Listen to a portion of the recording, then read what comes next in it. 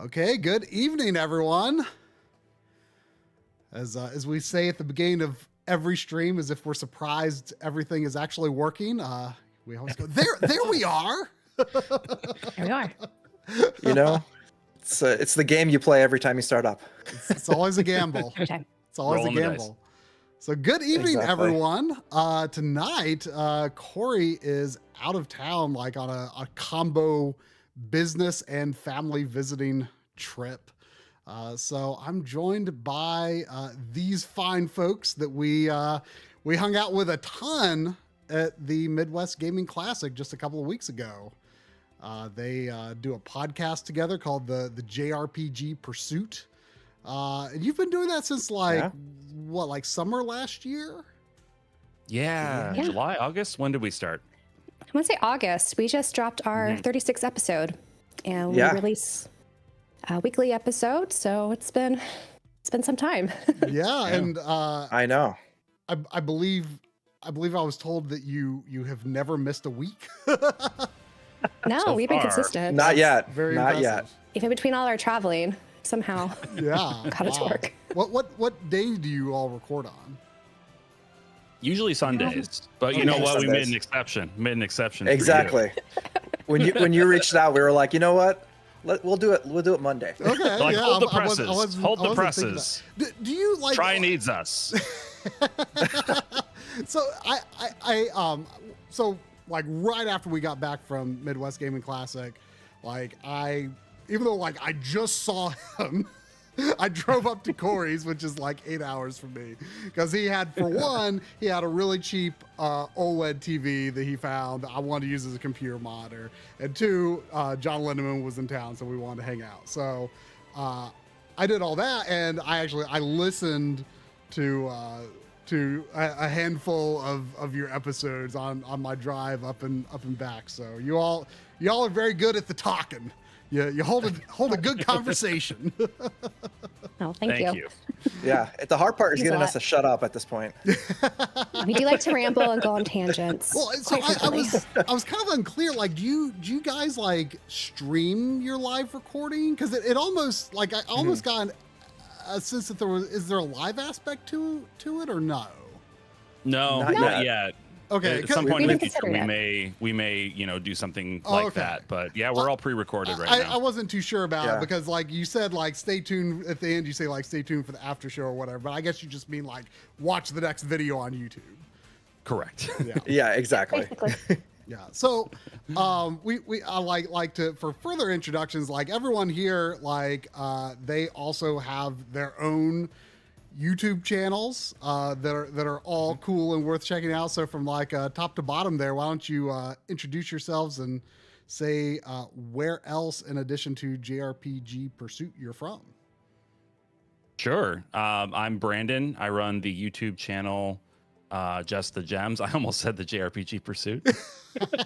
I mean, in part I do. But yeah, Just the Gems is my YouTube channel. I talk about JRPGs, all JRPGs all the time. When we were meeting in Milwaukee, like I tend to be a little slow to catch people's names, and so like it took a little bit for Brandon to sink in. And when you said the name of your YouTube channel, I thought you said it was Justin Gems. So I thought your name was Justin for like a few hours there. That probably made it harder for the real name to stick. Yeah, So I I'm like can see that. Justin Gems, okay. Yeah. But no, I feel he needs to just- rebrand at this point now. Just the That is Gems. actually a little bit catchier. I actually do kind of like that. Consider a legal name change. Legal. Well, down the road, you never know. So that's where you can find Brandon. Not just the gems, it'll be Justin Gems going forward at post stream. Find me on Vimeo. Vimeo. All right. And I guess I'll go next. My name's Abdallah, and I run the YouTube channel Dalla Games, where I talk about all sorts of games, but like lately it's been very JRPG heavy since I've been playing a lot of JRPGs for our discussions. So yeah, you can come and check out some of my videos there. Yeah, and you tend to be more broadly retro, right? Like you're Yeah. you focus a little bit on hardware too. I think is I'm going plan, right? Yeah, long term. Right?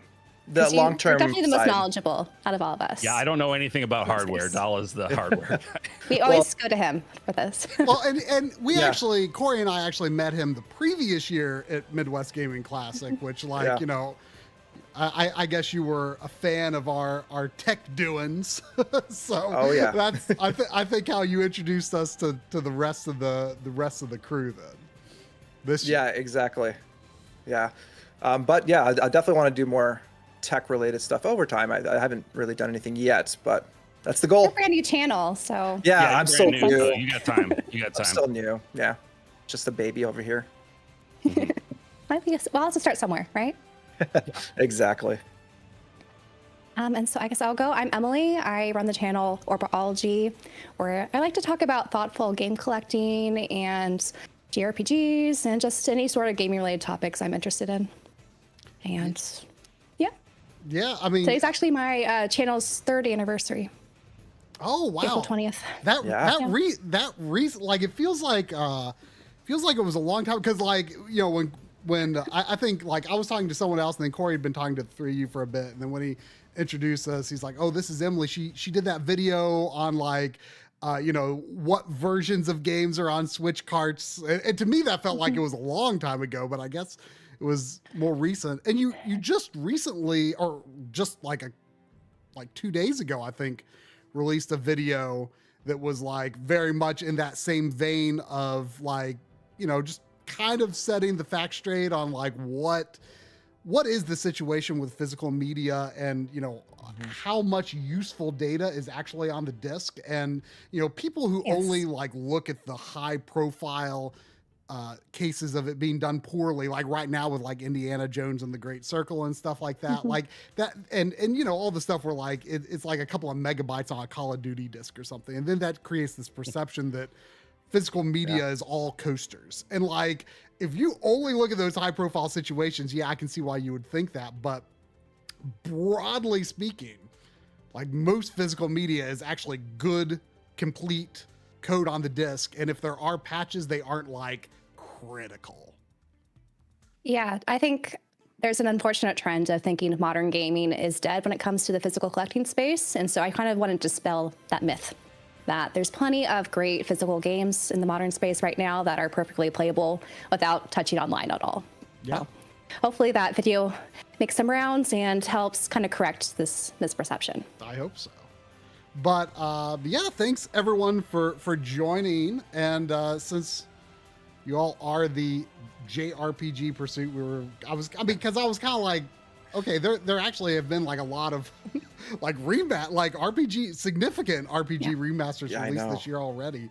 okay. You know, I've actually been kind of in the middle of Lunar 2, the PS1 version, because that's why I committed to playing when I put it on my pledge list in 2023. And I'm like, I'm just playing the version I have.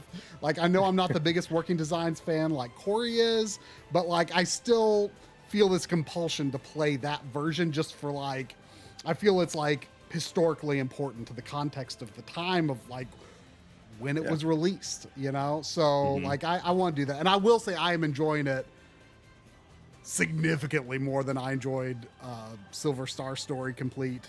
That I did actually play in 2023. A lot of people vouch for the Sega CD versions, or especially for the first one, because there's a lot more changes made between the complete and original versions. My understanding is that Eternal Blue is quite similar.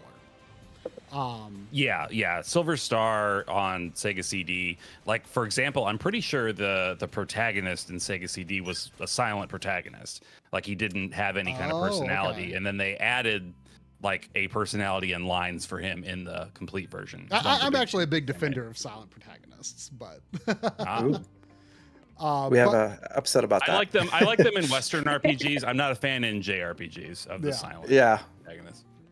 So yeah, I was thinking about that, but you know, I actually, you know, this afternoon I was playing it and I actually got to disc 2 and like everything's kind of crazy and probably too like spoiler ridden for streaming. So, and then, you know, there's also like the Suikoden remaster, but we decided I would play this. So I I just made a little bit of progress in this last night. I started it up like when it came out because I just wanted to take a look at it, but I got up to where, you know, it's pretty good point in the game for just going out and exploring. Like, so for instance, for people who don't really know this game and how it's structured, you know, obviously you can't go into it expecting what you get in Xenoblade 1, 2, and 3. This is like an offline MMO kind of, and even though I would argue, you know, especially like Final Fantasy 14, the story in an MMO can be incredible, like absolutely incredible. Story in Final Fantasy 14 is one of the best ongoing stories right now. But this game, not a big story focus, although it has some cool twists and things. The side stories are what shine here. Yeah. So it has to me like a really like an incredibly interesting premise and world setup, and then the side stories are very interesting, but the overall plot is not the focus. And that took me a while to get used to and like get on board with, because I tend to favor the opposite. Yeah. I mean, I really like how gameplay focused this is. Like from a gameplay standpoint, this is my favorite Xenoblade game, probably followed by 3. I liked the class system in 3, and this has a great class system as well. But like sort of is what you can see here, like the next story mission actually is like kind of gated by some requirements here. So I might actually not have to go that far to actually open that up, but I'm maybe I'll do it at some point in this stream, but for the most part, I'm kind of intending to just explore. So, and one thing I do want to point out, that this is the thing that I always notice every time I like, you know, because I love the original Wii U game. I've got a beat and save on it. You know, I can just get into my mech and fly above the sky whenever I want. That's great. But the barracks, man, loading in and out of that on the Wii U version, even with like the optional download, so slow. That's like the only real load in this game. Yeah. It's excruciating. Yes. The whole world is crazy, right? Because the whole world is so enormous and there's no load times at all. But then those dang barracks take 20 minutes. I mean, Monolith's just like technical chops, I think really made a big step forward with this game, and is ultimately, you know, their tech helped stuff like Breath of the Wild, and, you know, even like I look at the new Mario Kart and I see like so much Breath of the Wild looking stuff to how that open world is built.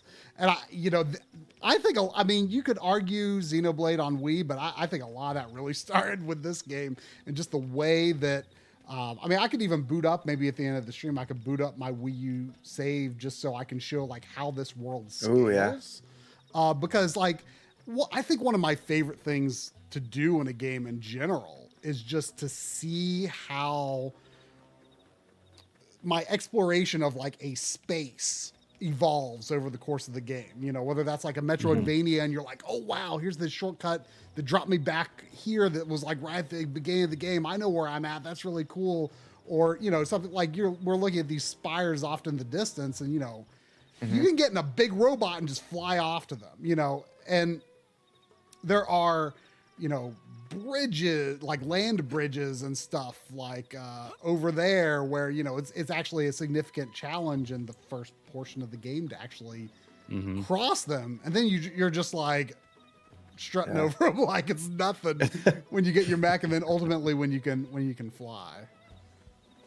I think just the sense of depth and dimension. It's just something that I've just noticed in a lot of Xenoblade games that always kind of wows me. And it's just amazing to see that here in what they did in the Wii U back. How many years ago was it now when it launched? Was it 2015? Probably Around then, I think. So 10 years ago, just about. Yeah. Wow. It didn't have much. I remember long life. I played it for the first time on the Wii U after the PlayStation 5 was out, and I had a PlayStation 5 and I'd played games on it.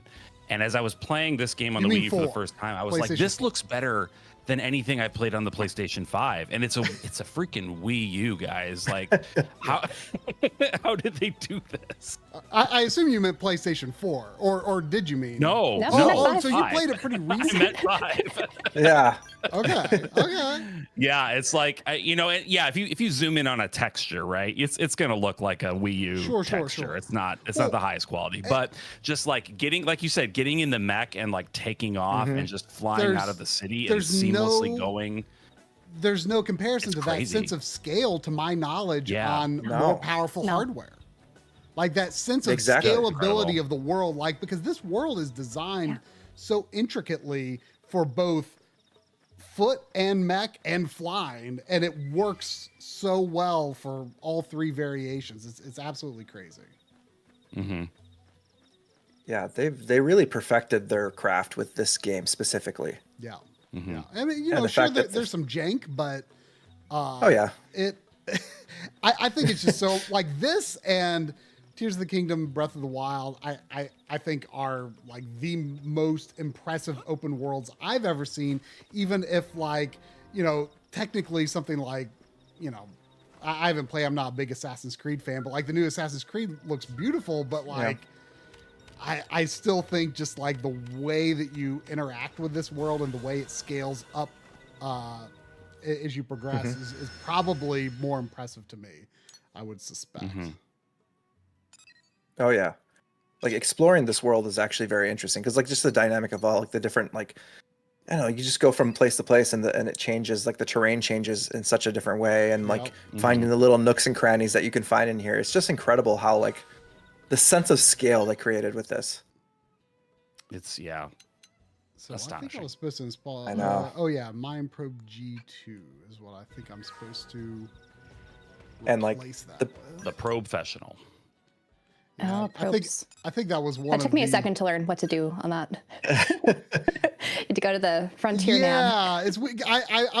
I mean, I played the Wii U version, but I was still like, I was struggling with it last night too when I was trying to catch up. I was like, I was like going around like the glowy spot and pressing the A button. I'm like, how do I do this? Yep.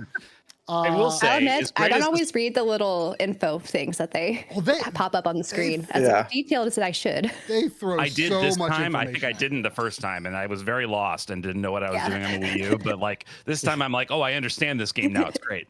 I will say the Wii U, as much as I love the Switch version, having the Frontier nav on your Wii U gamepad the whole time is really cool. Like being able to touch it and like do modifications and stuff on the fly. That was a cool feature. I know that we can't expect to have that in the Switch version, but and it honestly wasn't as big of a detriment as I was expecting it would be to play the Switch version. Like you just hit the Y button and you're right into the Frontier nav. It's not a big deal, but that was pretty cool. I've that kind was of a cool wondered the same thing implementation of about that. Pikmin 3. Like I haven't played the Switch version of Pikmin 3. I played it on Wii U, and I know How did that use the Wii U? I'm not familiar with Pikmin 3 as much. I honestly don't remember super well, but I do hear people talk about like, I think you could just like instantly access the map and like direct like squads and stuff through that. Yeah. I don't feel like remember Nintendo super must well, miss that but- functionality, which is why they're implementing some of that stuff into the smartphone app for like the Zelda, patches for Switch 2. Get that second screen going. I like the idea of Google Maps for Zelda. I honestly like haven't paid any attention to that feature. Like I was just like, I don't know if I can see myself using that.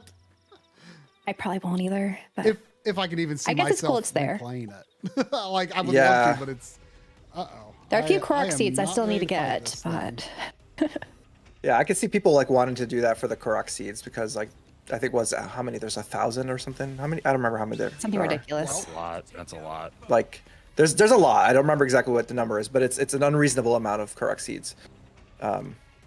So I imagine finding those are kind of ridiculous. So I got wiped running away from that thing. I do have to admit I appreciate that though, because like I miss I both appreciate and miss the old days of like Final Fantasy 11 where like the world was actually so dangerous. Like getting from one end of the world to another is a big commitment in FF11, and it's like so. I don't know if any of y'all have played 11 or 14, but it's so trivial in 14. You know, you can run away from anything with like very little risk. There's a great sense of dread that comes with especially Xenoblade X, where you're out fighting something in the wilderness with your Skell and you get attacked out of the blue by some level 90 monster, and there's real stakes there because like if you don't have Skell insurance, like sorry, your Skell is blown up now. This happened to me last night, actually. I just got my Skell license. I didn't realize there was an insurance thing, and I just hopped on and went to explore, not paying attention. We were talking about that last night. That'll learn you. That's right. How dare you not get insurance? You should always get your Geico. You get your State Farm insurance. Do you actually buy the insurance in this version, or is it just like it comes with a set number and that's it? Because I couldn't figure out how to buy it. I don't know how to buy it. I didn't see it as a feature, but I was thinking that I thought I had read somewhere that they gave you like a certain number of repairs, like 3 tries. Yeah, and then after that, like, sorry, you just got to pay or get a new one. But I might be wrong. I'm not sure. I don't know. The one that they gave me automatically didn't have insurance because I lost it right after I died. So, but maybe the ones you buy after the fact come with insurance. I'm not sure. So when you get to that point, does the game have a new explanation for like how you equip Skells? Because if I'm remembering correctly, the like what you equip your Skell with like determines your like arts layout and stuff. Your arts, correct? Yeah. Yes. Mm-hmm. And I remember being so confused. So I was like, as cool as the Skells are, I was less invested in the game once I got to that point. Like in terms of like, I felt very invested in like the human gameplay system, which if I pause here, you can see, there's quite an extensive like skill or class system here. And once you get to the end point of any of these and master that class, you can equip that weapon regardless of what other class you're playing. And that weapon is tied to its arts. And you can make some really cool combinations. Like, so right now I'm a commando. And the reason I did that is because I see that sniper rifles are on one of the connected paths, and I don't remember why. I just remember I really liked the arts for the sniper rifles, so that's why I did that. So it's very much I like just like how customizable it is. It's fun. Yeah, the Skells. When I played it on the Wii U, I did not mess around with really anything. I didn't go in depth on any system because I was just trying to brute force my way through the game. I wanted to get the story and get done because I think as well, marathoning all the Xenoblade games. So I missed so much. Like I did so little with my Skells. And now I'm really trying to be more cognizant of how the systems work. And part of right now I'm using the Skell, like the new Skell you get from that new character that you can recruit. That's in this version and not in the Wii U version. So that one you can't customize, actually. That one has a loadout that's like set in stone and you can't change it. So that's, like I haven't done as much customization as I might have otherwise, but it's very cool. Yeah. So overall, I enjoy, the human combat more than the Skell, but maybe that'll change.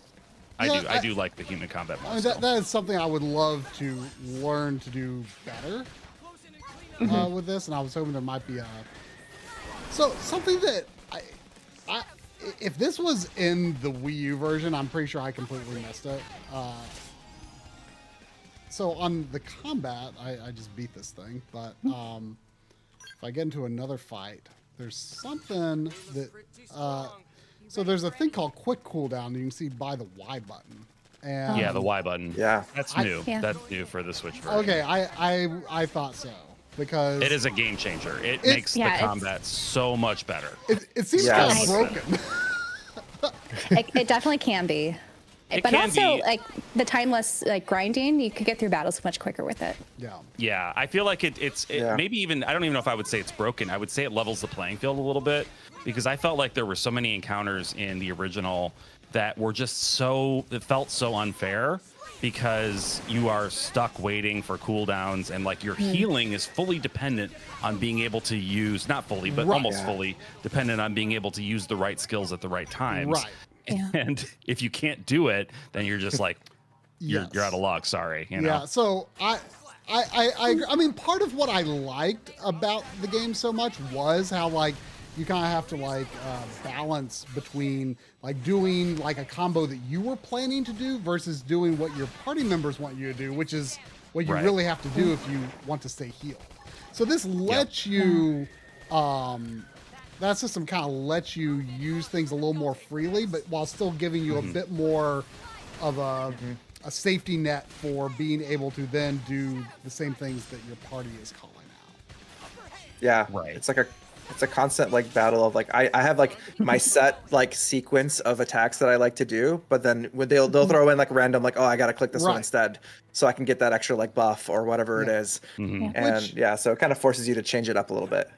Which is you know, a big reason I like this game is that it, you know, I think with like the first Xenoblade, like you're very much playing it like, you know, a super optimized MMO where you're doing like the same rotation of the things to be efficient, right?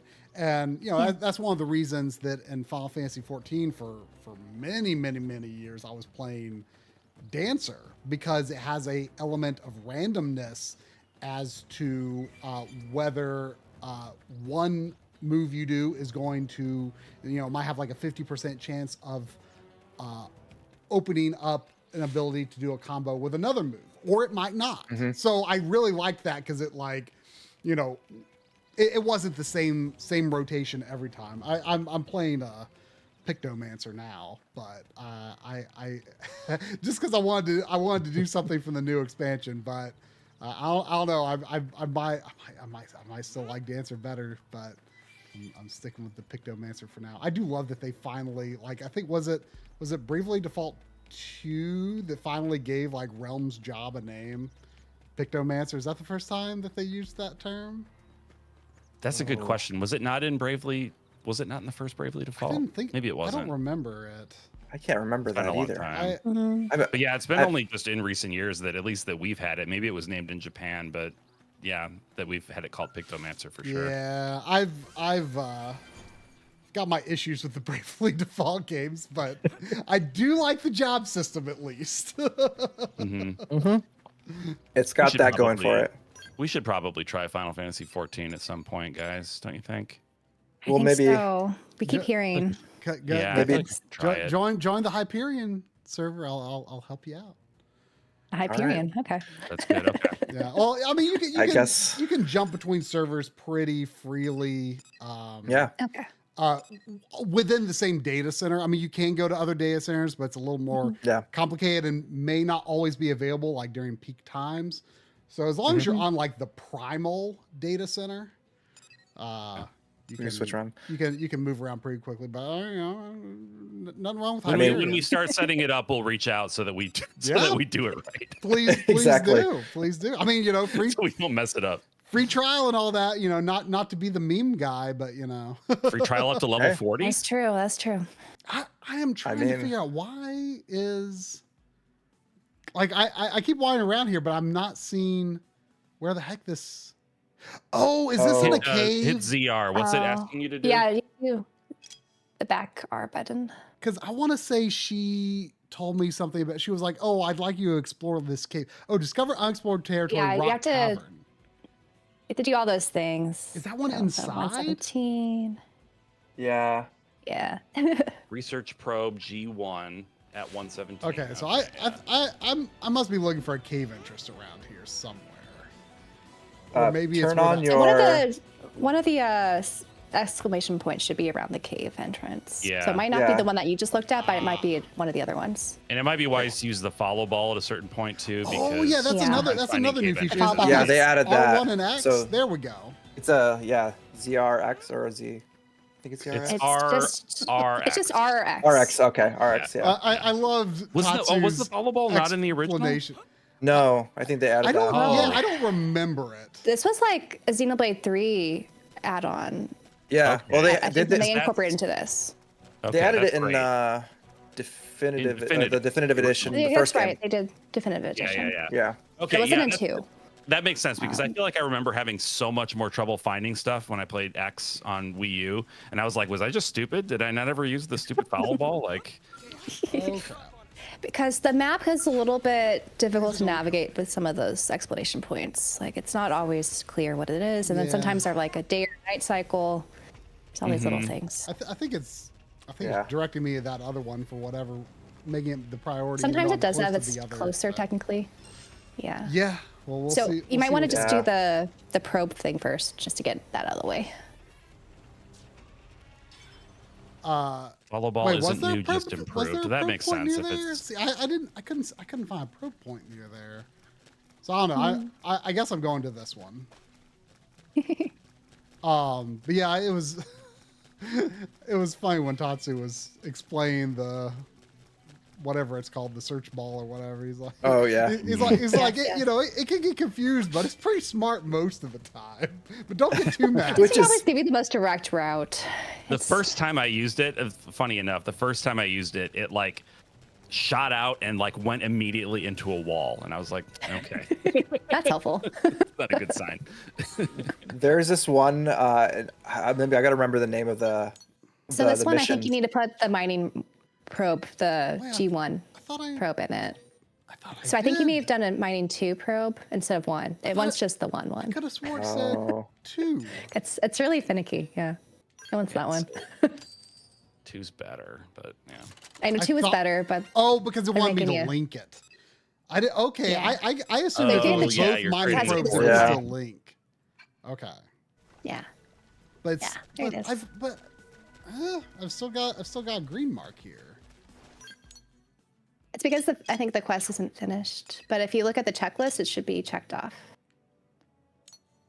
Maybe. Hopefully.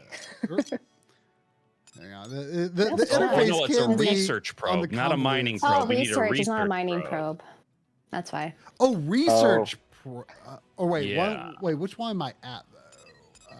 You're at the right one. This So is this the is at research 17. So Yeah. rather than a mining one, you need a research. probe. Gotcha. Yes. Those are harder to come by. I'm assuming they would have given you Yeah, one. though. yeah. The NPC set me I up think with so. one. Yeah, you got That's it. fine. Okay, You got it. okay. Actually, that's good. There it is. Okay, objective update and it went away. There we go. Yeah, I mean, I can see I clearly need to be using that search ball, but I can be pretty stubborn about stuff like that sometimes because I have to admit I like just aimlessly wandering around the world is sometimes exactly what I like in a game. Oh, yeah. For me, There's an appeal especially to in that this for sure. game, I love it. Yeah. Yeah, I mean, like stuff like you know, unless it's like just. I don't know. I do use fast travel, but I probably use it a lot less than most people do because I don't know. Like I like wandering. Yeah. Yeah. I really like trying to see what I could jump up that I'm maybe not supposed to. But Yes, you kind yes. of choose Yes, your way around exactly. it. It's so Spamming fun. ZR. 100%. Yes. Like that. I mean, that, Oh my god. I mean, ever When you since sprint Mario, and then do it. like Yeah. ever since Mario 64, like it's always been like I want to see if I can get on top of that thing. I don't think I'm supposed to, but right. I want to see if I can. Yeah. And this- Exactly. Getting on top of the Mario 64 castle broke my brain. Oh, yeah. In some like very important ways. it like I managed to get on that like on a fresh like I haven't been able to do it in a long time, but back in the day, here's the cave. Back in the day, I definitely figured out how to get onto the roof without Without the cannon. without the Yeah. cannon. Yeah. You like if you jump up Yeah. like on the slope and like go down at a certain angle and like time your jump just right, like you can do it. Mm-hmm. You're very much not supposed to though. Not at all. No way. Oh. Oh man. Okay, those guys aren't Ooh, hostile. level. Yeah, that's at least Yeah. they're not hostile. I think they're not hostile. They're just chilling. There is Hanging out. something for a Something quest up there. But yeah, that's, you know, like I said earlier, like that's just one of my favorite things in a game is just like the way, like either through skill or unlocked abilities, just like over time, just discovering you can explore so much more of a space in a game than you thought you could. You know, this game, I would say, doesn't overwhelm you with like I shouldn't say overwhelm, but it doesn't restrict you overly. By, you know, I feel like most games are like, oh, you're not supposed to do this right now, and like put on really strong guardrails, right? Oh, yeah. And this game, like, I mean, they give you this moon jump. I know. Yeah. There's no fall damage, and you can jump insanely high. You just have to be very cautious around the hostile enemies that are Which ridiculous. luckily these are not. That's how they keep you in check. A little bit, And yeah. that's But sometimes interesting you thing can to- outrun them. Which, Yeah, and the interesting thing about this game too is like you'll run into way over-leveled hostile enemies basically until the end of the game. Like you're always going to have that as a threat, which is pretty interesting. yeah, I mean, I you know, I never did a lot, or maybe even any post-game stuff on Wii U, so I was pretty constantly, you know, I mean, even if I were to load up my save now, I don't think I would. Wait, does this lead me out of the cave? Yeah, I think you got what you needed. Yeah, and I don't think, you're not strong enough. Oh, for I those thought I enemies was yet. supposed to put a Yeah. probe in here. Oh, Shake and Bacon is asking if they keep the fast travel right into the Blade Barracks. I'm happy to say that yes, they do. You can fast travel directly into the Blade Barracks, which is nice. Yep. Yes. Was that saves something time. people were You worried hit they would X, remove? right where when you're on the map. If you hit X, and then map choose shortcuts. Blade Barracks. Yeah. Yeah, and that'll take you right there. It's nice. Yeah. Or you could just, I think if you do the right thumbstick in the city, Yeah, you can. It goes right you can there. hover Yeah, so into was it. it- Yeah, I you can hover guess- into it or zoom into it for sure. Okay, too, yeah, I but- guess I'm ready to report back on that quest, so maybe I will do that. Let's see how long this load is. I have no You know, I idea. think the thing I love about this game is the exploration and just the world is so varied and cool. I pretty think quick if there was a load. game like No Man's Sky, if the planets in No Man's Sky were as varied and interesting as this planet, I think that would be my perfect game. That'd be like my ideal game. Being able to like fly to different planets and have like a variety of genomes and just Yeah. more than one land type to explore, you know? That was the thing that really kind of disappointed me. Everybody else was disappointed in the beginning of No Man's Sky for other reasons. I didn't care about the reasons people were disappointed in. I was disappointed that there was only one genome, or not genome, what am I trying to say? One type of climate and land mass or whatever per planet. Yeah. Like every Oh, planet biome was basically kind of the thing. same. Biome, thank you. Genome. Okay. Jesus. I wish I could have helped you. I haven't played it yet, but Yeah, no, That but is- you're there's right. some Biome science is the terms word. at you. Biome is the word. So yeah, there was only one biome per planet. So that's just throwing that out there in case Hello Games is watching. I see Chris Waters in the chat saying that it looks boring, and I can totally understand that. Like this is a divisive game, yes. and I understand. But if you're that sort of person who loves exploration and just you get like lost in a world, this is like the perfect game. Yes. And you could spend a lot of hours in it. Oh yeah, Oh yeah. too many. I spend so much time. I should be done with this game by now with as many hours as I put into it, and I'm not. I'm just not. I can't. Same. I'm taking my time. Yeah. I mean, It's like I think a good game you could play alongside other ones. So if you maybe have a story heavy game, you could sink a few hours in there, and if you want to like wind down for the night, you could just go explore Mira Yeah. and see Chronicles X. I mean that's exactly Exactly. what I'm kind of thinking about doing. Because like I said, I wasn't really intending to start this for real, but now I'm kind of like, oh man, I don't know. I'm feeling kind of into it. you get the bug. No. Yeah, although, like, part of me is like, well, you know, because I don't think this game is on the list of free upgrades for Switch 2. No, not yet. Yet. Not yet. I don't. Though. Which is, Surprising because it has that. They have 60 that frames per second. 60 Yes. frames per second mode locked. So we'll see. yeah. So it's got to be.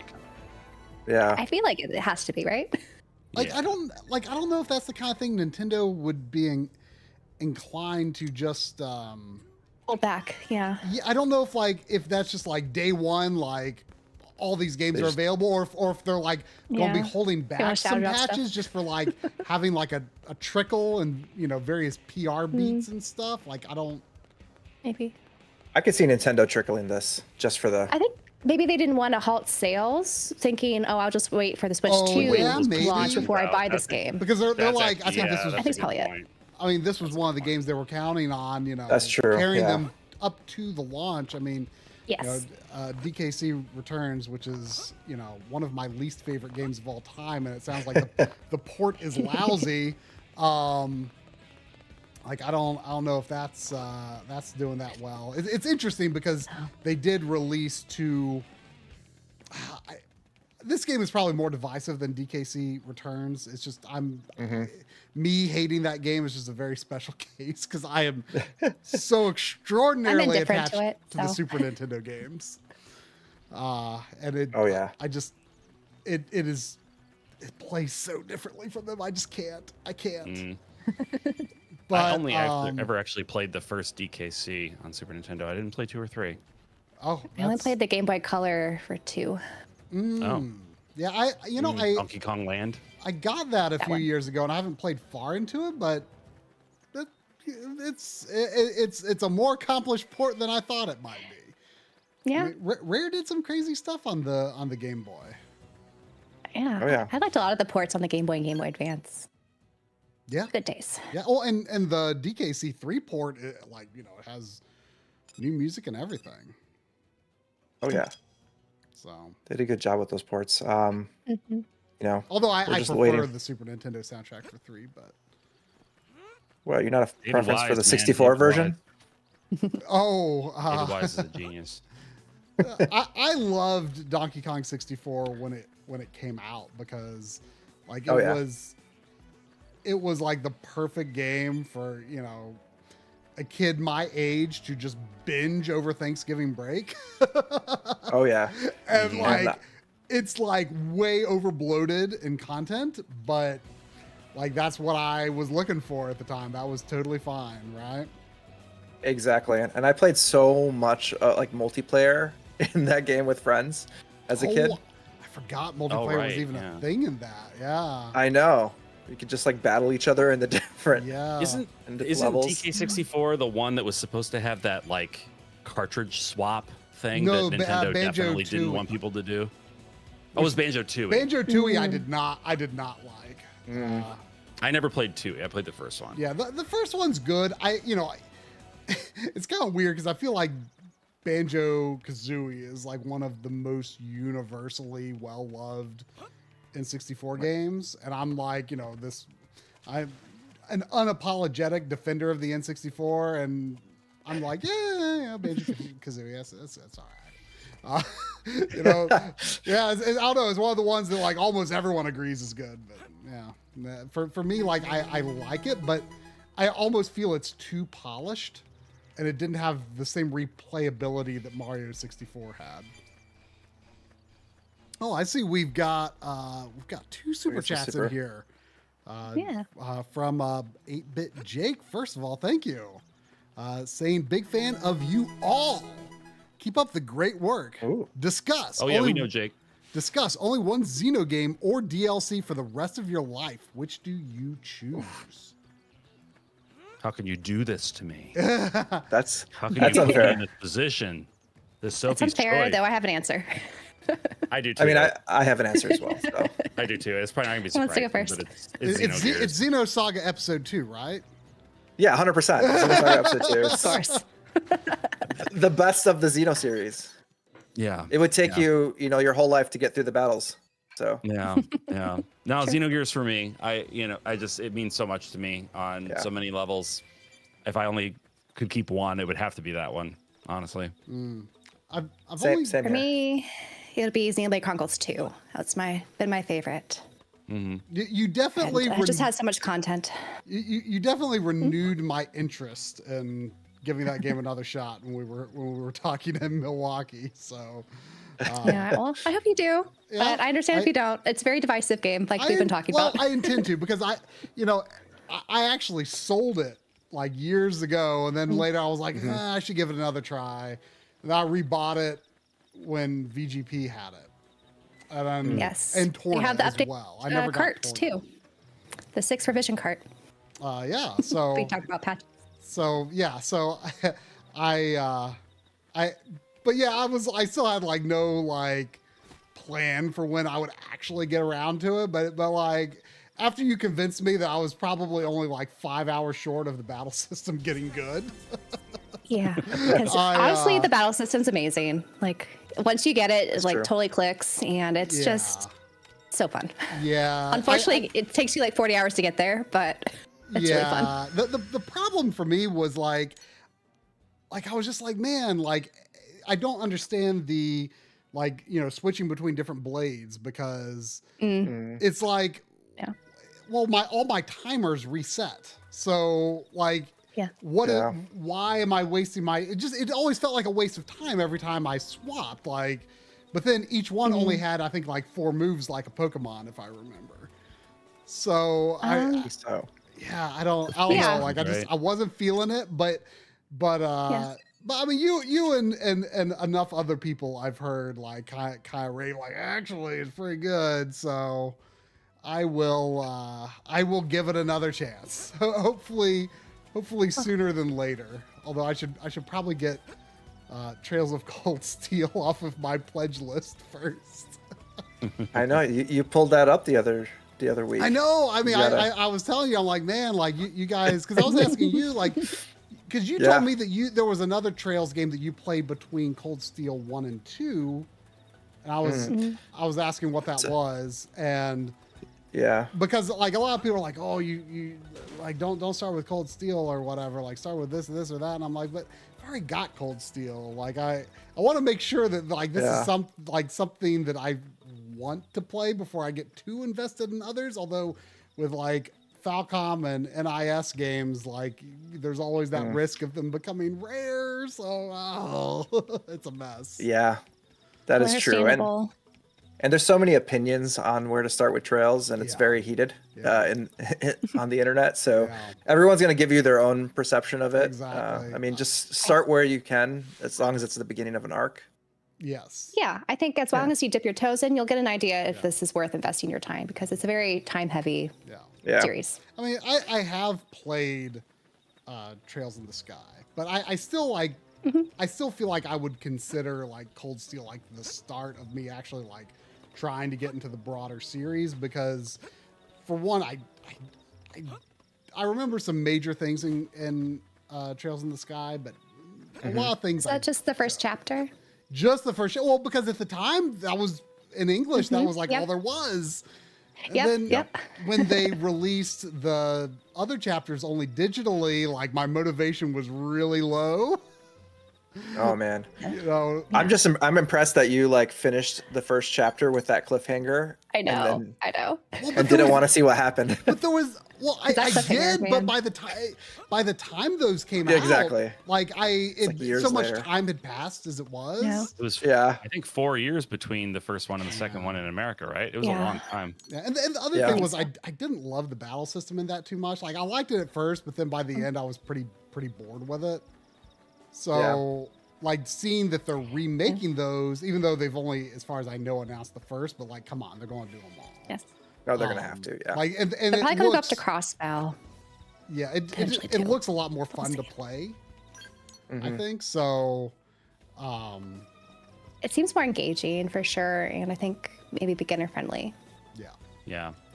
If they wanted to remake the Cold Steel games, I wouldn't object.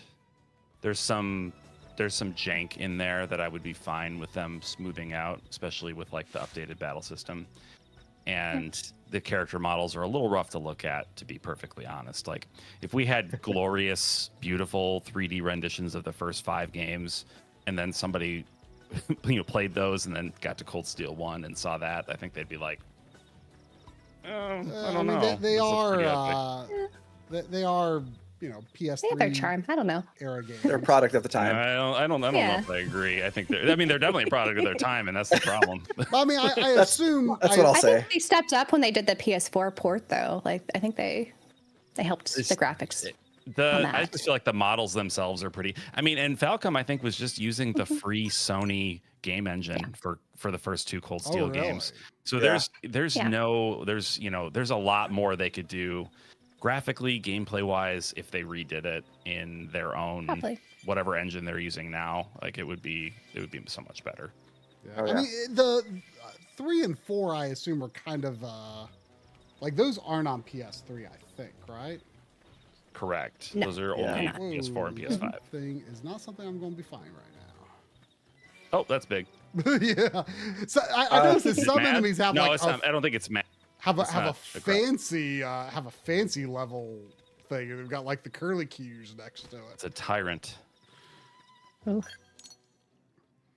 Yeah, I couldn't find that must be that might have been like way up high, and that might be something you can't get until much later.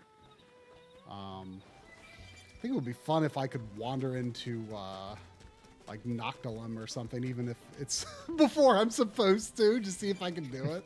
I mean, that was back in the day. That was one of my favorite things to do in Final Fantasy XI. Was just like go places I had absolutely no business going, because for the most part that world is totally open. Like, even if you that's a major difference with 11 and 14 is 14 everything is gated by main story progress. Like if you aside from the opening areas, like there is a lot of freedom there, but like in all of the expansion areas you cannot go into those locations until you have a reason to first getting access into those areas. So that, I was kind of surprised by that difference with FF14. It kind of blows my mind that, like, each expansion is like, roughly a mid-length RPG's worth of like main story content, right? And you can't do anything in each subsequent expansion until you've done the main story in the previous. And it like continues to blow my mind that like enough people are like there, like for them to justify like continuing to make all of this content, right? Like that's a lot of people that have beaten like the base game plus 5 expansions at this point. Like and you hear people talk about being intimidated to start trails because there's so much. It's like exactly. That's, Yeah, that's true. Another game, I think, with FF14. I don't think 14 is that bad, because like, I mean, for one, you don't even really have to like engage with like other players or like the game economy or anything. If like, for the most part, if all you want to do is the main story, there can be things that would be helpful for you to do. But for the most part, like, you can almost play like a single player RPG if you want to, or with a small group or something like that. I feel like the stream today is going to be trying to get us to play. I'm going to be. He's going to keep selling it. I'm going to be the meme. You're selling him on meme the guy. stuff and That's trails. true. Yeah, we're just selling each other on these things. RPG with the free blah blah blah. We're all enablers here. This is the fun kind of peer pressure, kids. This exactly. is okay. This is healthy enabling. Healthy enabling. I see Outlaw Star saying is Dragon Quest 1, 2, and 3 for the Switch worth gain. I assume you're talking about not the HD mobile version ports, but the ones that already exist, I would say, which are new. Get the HD 2D ones. I mean, 1 and 2 are not out yet. But it'll be out soon. Those mobile ports are bad. Like, those are really bad. Like, I wouldn't touch those. Yeah, I got them sight unseen because there was like a English Asia, and I was like, I'm such a big Dragon Quest fan. Like, I don't have high expectations, but I want to get these. This was before HD 2D was announced. Yeah. And they are an embarrassment. They are just. Yeah. They look so bad. So yeah, I would just since we have the HD2Ds, you might as well play those, especially with 3 out right now and then 1-2 coming out soon. 3 HD2D was great. Oh yeah, beautiful game. You don't have to play them consecutively, so. Yeah, exactly. So that was, you know, I mean, you were talking earlier about, you know, how a lot of the gating in this game is just like enemy difficulty, and that's the same thing in those early Dragon Quest games, which is something I always respect. You know, something they always teach you at the beginning of Dragon Quest 1, and I don't know if it's like really that true for as the series goes on, but like in my head it still is, where they're like, ooh, if you cross the bridge, then like it's gonna be way tougher enemies on the other side of the bridge. And I remember when I played 8, which was like the first one that I like really played. Like I had Dragon Quest 1, but I hadn't really, or excuse me, Warrior 1 and Warrior 7, but I hadn't really started them yet. And so like the first, like when 8 came out, like I actually like played it almost right away. And I like still had that mentality because I'd played enough of 1 to know like, ooh, like if I cross that bridge, it might be dangerous, you know, even though it's a PS2 game. But like that's the great thing about Dragon Quest is it's still just gosh darned Dragon Quest. You know what you're gonna get. No matter what generation it is, like it. 100%. And consistent. It's the comfort food, right? Exactly. Hopefully 12 will be the same. We'll see. Yeah, like mature take. People are always joking, like, "Wait, Dragon Quest for kids already exists. It's Yakuza 7." Not Dragon Quest Dragon Quest for adults. Yeah, that's true. I think I should not be swimming this way, probably. I mean, but you can do whatever I love you want. That the game lets you do this. Exactly. Yeah. Exactly. I love that. You'll never you get tired. You'll never. Yeah, you just keep going. This could be the rest of the stream. Just you swimming around the whole continent. I could, you know. I don't think people should necessarily take, like, I am so distracted by conversation. I mean, this is why this was a good game to play for this stream, because it's just aimlessly wandering. I mean, sometimes I'll do this like you know, sometimes I'll have like a Discord call with someone I was like playing Final Fantasy 14 with or something, and then we'll just like we finish what we were doing, and I just like wander around completely aimlessly while we're just like still on the call, you know. Like, we were doing that like last night. I may not be selling this game very well, but I love just aimlessly wandering this world. What can I say? It's so much fun, and we're doing that exactly like last night. We were all like, we had like a Discord call with some people, and like we just sat around, and I just was exploring everywhere. Yeah. Well, I mean, you know, mindlessly going through things. This is the classic. I lost my scalp without insurance. The classic E3 moment where like you see those like 3 rocks out like way out there, like you could go there. I could swim there right now. I won't, but I could. Was that one side quest where you have to actually swim for like 30 minutes? It's somebody's affinity quest. You have to swim between the continents. I mean, you could probably save it for like when you have your scalp. Yeah, you could technically wait, but if you, it's like unlockable really early, and so it's like, all right, I'm gonna go do this one. Go all the way across the map now. Okay. Yeah, I did decide to fast travel though, so I could just get to where I could do another probe. Oh yeah. But you know something that's like kind of interesting about this, you know,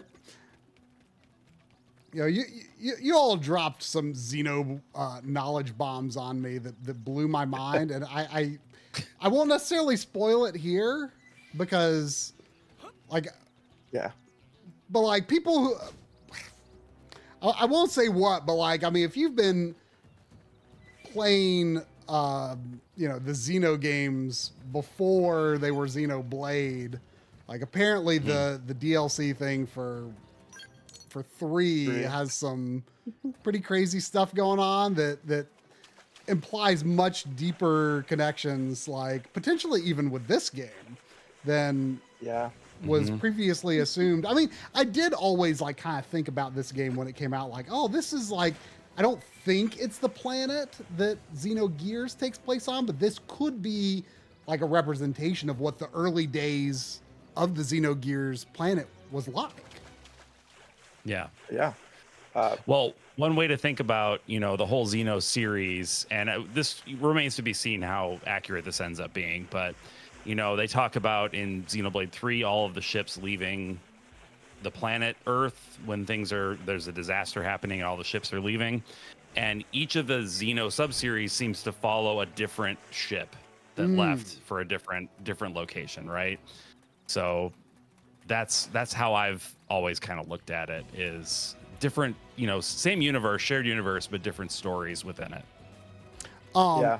I just realized we got so sidetracked in conversation, as is often the case. Forgot to read the other super chat that was from Richie Torres. So sorry about that. Who said Nico Derico is a great game in the DKC spirit. I am not familiar with that. I will try to. I don't think I've heard Not of it. either. Yeah, I'll try to keep that one in mind, because I have tended to like the games that have been in the DKC spirit more so than like the actual like Retro Studios DKC sequels. Like I like. Well, it's fairly recent. Yeah, Came out 8 months ago. Ukulele and the Impossible Layer is great. Who's the studio? Let's see. Remember. Just saw it. Yeah, VEA Games, VIA Games. I don't know how you say I that. don't think I know them. I'm not Yeah. familiar. Yeah. Yeah, Ukulele. Yeah, I've never heard of them. The Impossible Layer is fantastic. Kaze and the Wild Masks is excellent. And I actually just, when I was at Corey's house, this is kind of funny. There was a Marsupilami game. Are you all familiar with Marsupilami at all? Marsupilami. I remember. I don't think so. I think it's like a European comic that's like popular in Europe. But I remember when I was a kid, seeing like advertisements on TV for like a Marsupilami show. That I never watched, but it's like, I don't know, some marsupial character with a super long crazy tail. Anyway, there's a Marsupilami game that released, I guess not that long ago. There's a PS4 physical, PS5 free upgrade. And anyway, I was just looking at Corey Shuffle. He's like, I think you'd like that because that's a DKC-like game. I'm like, oh, really? So I try it. I'm like, oh, yeah, this is good. And unfortunately, it wasn't as cheap as it was when he got, because he's like, oh yeah, I just bought it because it was like $5 or something, and like kind of gone up to like 40 on Amazon. I found it for cheaper on eBay, but anyway, I bought it. But what's kind of funny about it, I don't know of any other examples of this happening. If you do the free PS5 upgrade, you know, as you would expect, you need to have the PS4 disc in. But for some reason, that removes the need to use the disc for the PS4 version. So you can just play the PS4. Oh. You can just give your disc to a friend, and you can still play the PS4 version, which is kind of fun. Interesting. That's I can think of other games that do that. Yeah. I don't think I've ever heard of that. I mean, I've never tried it with another game, but No, like that's true. Corey told me about it, and so I tested it when I got my copy, and yep. Yeah. That might be something I could see myself streaming sometime soon. I want to check out that game now. It sounds interesting. Yeah, it's a pretty decent little DKC like, or you mean the one that was recommended by the super chatter, Nico Or with Derico. the Yeah. Marsupilami. Yeah, I'll check out both, I guess. Yeah, I'll check out both. Marsupials and salami. I do remember that's- like this character. Yeah, I now that I look at it, I'm like, oh, this, like, I remember seeing it somewhere when I was a kid. I think it's popular in Europe. It's kind of like Yeah. like, Asterix is like super popular in Exactly, Europe, yeah. and, well, like, I mean, the Disney ducks like are popular yeah. in Europe on like a whole different level. Like most of the like stories that DuckTales is based on like originally came from like, I don't know, I don't think they're necessarily European comics, but they're just super popular in Europe. Like a lot of the storylines from the original DuckTales show were actually in like, these duck comics first. I do remember this like giant hardcover comics that they had for them. Look at me just going up I this know. in a way that I'm definitely not supposed to do. That's what. Also, the plot to the entire plot to the movie Inception is straight from DuckTales comics. Wait, I don't know what? if you guys are familiar with that. Yeah, this is true. This is like, you can look this up. And I don't think Christopher Nolan has admitted this, but there is an old DuckTales comic book that beat for beat basically has the exact same plot as the movie Inception. It's incredible. Wild. That is amazing. I love it. That is You know, awesome. like M. Night Shyamalan stole the story for The Sixth Sense, but he at least had the guts to admit it. He was like, "Oh yeah, I stole that from Are You Afraid of the Dark?" There's an episode of Are You Afraid of the Dark that's the exact same thing as The Sixth Sense. It's like, yeah, I took it from there. It's like, oh, okay, cool, bro. At least he admitted it. The Life and Times of Scrooge McDuck. Yeah. Oh yes, I remember those. Oh, I used to see them in the library a lot. Yeah, I was DuckTales. quite surprised by the new. Well, I say new. I mean, it's kind of old at this point. But have any of you watched the DuckTales, like the newer DuckTales show? It's No, surprisingly. the one with David Tennant, right? It's kind of incredible. It's I got hooked on that without even realizing it. It's so good. Yeah. And then they canceled it, right? Well, no, I mean don't it's remember 3 if they canceled seasons, and it kind of they wrap it up. It's Yeah. They wrap it up. Well, that's Yeah. good. That's good. 3 seasons adequate. I like that they created like a little mini multiverse from that area, because like you'd get like Darkwing Duck would make appearances, and Oh, fun. Well, yeah, Launchpad McQuack was in Launchpad. both, right? yeah, he was in both. those. Oh. I think even the Chippendale made appearances in the newest one too, from what I remember. But yeah, That's I was quite shocked because I'm like, oh, like Huey, Dewey, and Louie, they're supposed to like all look the same and have the same voice, like that's their whole thing. Like, ew, no, but no, it works. It works. And you like, I don't know if no one talks about this anymore, but like, can you imagine that they made like that Chippendale like live action movie that was like I unhinged, wish unhinged Chippendale? I wish I Yeah. liked that. I'll be Like- honest with you. I loved it because I'm a big Lonely Island fan, and it was very Lonely Island-ish. So I Yeah. really liked it. But it's, I mean, you know, it is what it is. It's like the kind best- of a parody of. The best thing about it is that it has ugly Sonic in it. Ugly Sonic. Was That's great. true, yeah. That was great. I mean, when I was a kid, I preferred Rescue Rangers to DuckTales. Yeah. Like looking back I at did it too. now, Yeah. DuckTales is the better show by far. Mhm. But Rescue Rangers, I think, still holds. It still holds up for me. But I do think DuckTales. Yeah, the movies, I think, too. Yeah. But yeah, the Rescue Rangers movie, like I don't know, like it's someone who like genuinely loves those games and is extremely attached to the NES game because it was the first game I ever beat. Oh yeah. Like I don't know, like it felt That's fair. like it was being cynical about. It like, was. Oh, 100%. Rescue Yeah. Rangers, It was not. and like it, I was like, it was not "Eh." a Rescue Rangers movie, right? It was No. a movie about like the idea of there being a Rescue Rangers Right. movie. It was. Yeah. Right. It's very, very, very meta. Yeah, I guess. and I don't Maybe know, I still it have was- my tinted glasses on it. It was Roger Rabbit without, in It's my true. opinion, being as good as Roger Rabbit. That's true. Yeah, it was very similar to like that process Yeah. of Roger I feel Rabbit, like but- most people did like that though, but it just I don't know. Yeah. Well, it came out during a weird I think time. I have my too, rose tinted like- glasses on it still. Which is Like okay. it was, we were deep in the pandemic, and like Yeah. it was just like an interesting time. I always forget about that movie because of like the timing it took Yeah, place in. is a weird kind of like hazy period of life.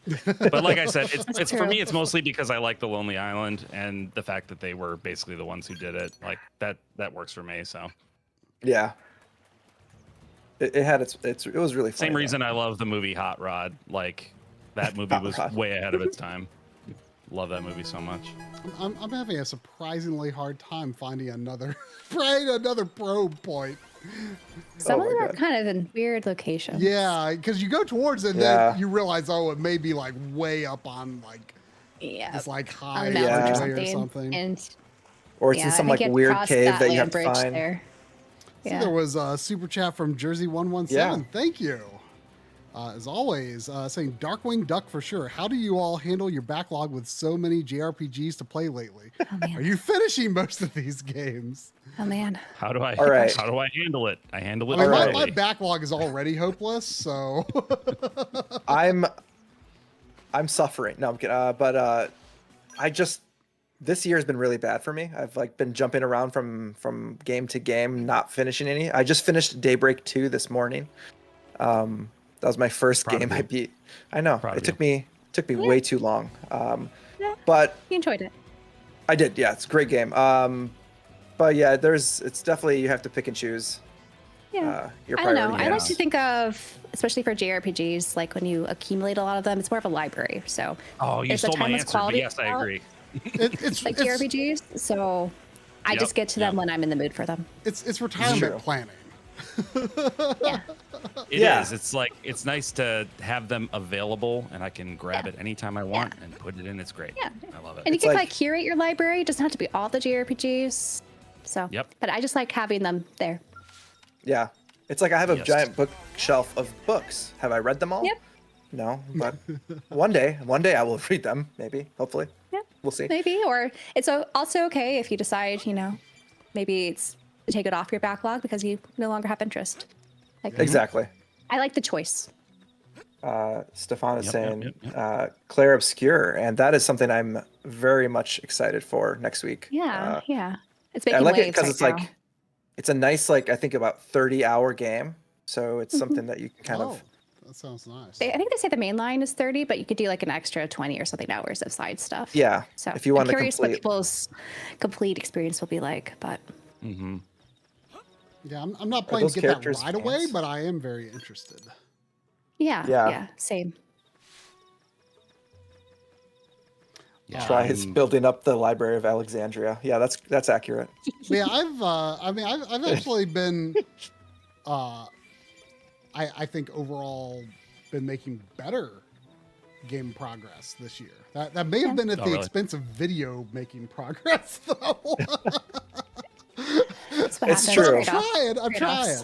trying. Yeah. But I've like in terms of RPGs this year, I've beaten Fantasian and the Thousand Year Door remake. Oh, nice. Okay. So So you've and then like you I'm made Yeah, some. yeah. I'm on disc made 2 progress. of Lunar 2. So Yeah, Nice, you're nice. you're doing better than me, and I'm on the JRPG pursuit. So there you go. Like, it's just- I mean, but you've also I got do, like yeah. a bunch of Trails games under your belt and everything. this is true. That Yeah. that takes a long time. You're Yes. sizable. Sometimes I think about how many of these games I would have played if I hadn't replayed the Trails series like 8 times. I probably could have made a dent. Probably could have made a dent. Brandon's a in days. madman. Yeah. I've got some problems. It's okay. It's true. Yeah, that's yeah. okay. That's why we love Now- them. Sky first chapter coming out. Yeah. You get to replay that story again. We get 4 Trails games this year, which is crazy. Daybreak 2, first chapter, remake, Beyond the Horizon, East versus Trails alternative or whatever. Yeah, Yeah. Yeah. That's We're eating good. nuts. I still remember, like you said at the beginning, Trey, I still remember when there was a period of time where it's like there weren't a million Trails games. There was just one. Yeah. At least in America, And then I you mean, had to wait. I mean, there were like the overall like Regular Kiseki releases. series. Like, aren't there some from the 90s? yes. The There's like Well- not Legend the of Heroes Kiseki series, games. but the Legend of Heroes, the precursor games. Yeah, Yeah. they've been going on. I mean, technically, the Legend of Heroes series has been around since the 80s, right? Right. used it's- to be on the PC 88. Like Legacy of the Wizard is like part of it, right? it is. Yeah. Yeah. Yeah. Which is why you But, like, yeah, pretended the to gag- be the gag surprised by the carve suggestion trilogy. of it, I assume. Well, on Yeah, you're like, oh, what is this? Never heard of that. The gag harv, which is just the most fun word to say, the gag harv trilogy was the preceding games to the Trails series, and they're actually pretty cool in terms of like gameplay, and there's some interesting thematic connections to the Trails games, but they're not like part of the same series, at least from what we can tell. I think they've said that they're not connected. That they're not. Yeah. They could always change are... their minds, though. I feel like they've done That's that in true. the past. They could. I'm going to That's fast true. travel to the other side and see if I can find any of those probe points over there instead, because I'm not finding anything in the northwest. I see Stefan is asking how's Lunar. I see. Asking how is Lunar remastered on PlayStation. Okay, I thought you were asking like how is the game? How is it on PlayStation 1? Because you heard it's not going. So yeah, I don't know. I don't know about PS4. Coury, I don't know if he's already bought, but he was going to buy the digital. I was not able to get a physical. I wasn't trying that hard, but I was not. Yeah, I was gonna wait. I was not. Yeah, I was traveling when it went them up for sale, so I did not get it physically. But yeah, I just got the physical PS4 version. I did start it up just to take a look at it, and from what I noticed, it seems to be running perfectly fine on the PS5 with the PS4 version. Yeah. So Coury said here there's with the like Switch, there's no day one patch, so there's that. Yeah, he said there's like some shimmer and stuff on the Switch version. I don't know if that applies to PS4 or not, but I might be patched over. Yeah. I didn't look too hard though. Hopefully, no patch on Switch means that it's all in good shape on Switch, and not that they just haven't gotten around to fixing it yet. That's my only I concern. haven't heard complaints. I only hear if you wanted the other languages, you'd have to download those. But yeah, and I'm not too sure. I didn't look too hard at like the actual like footage of it to see if there's shimmering and things like that. So I don't know how they've like scaled it or anything. Yeah, I'm on PC right now, and when I started up, I didn't notice anything, but I wasn't looking that closely. It should run like a dream on the Switch. I can't imagine why it wouldn't, but yeah, Coury got been burned before.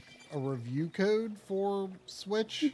Like he he currently he's playing, and that's one of the reasons I went ahead and started Lunar 2 is so we could have Lunar 2 footage. And I needed to play it anyway. Yeah. So he's like, "Oh, can you?"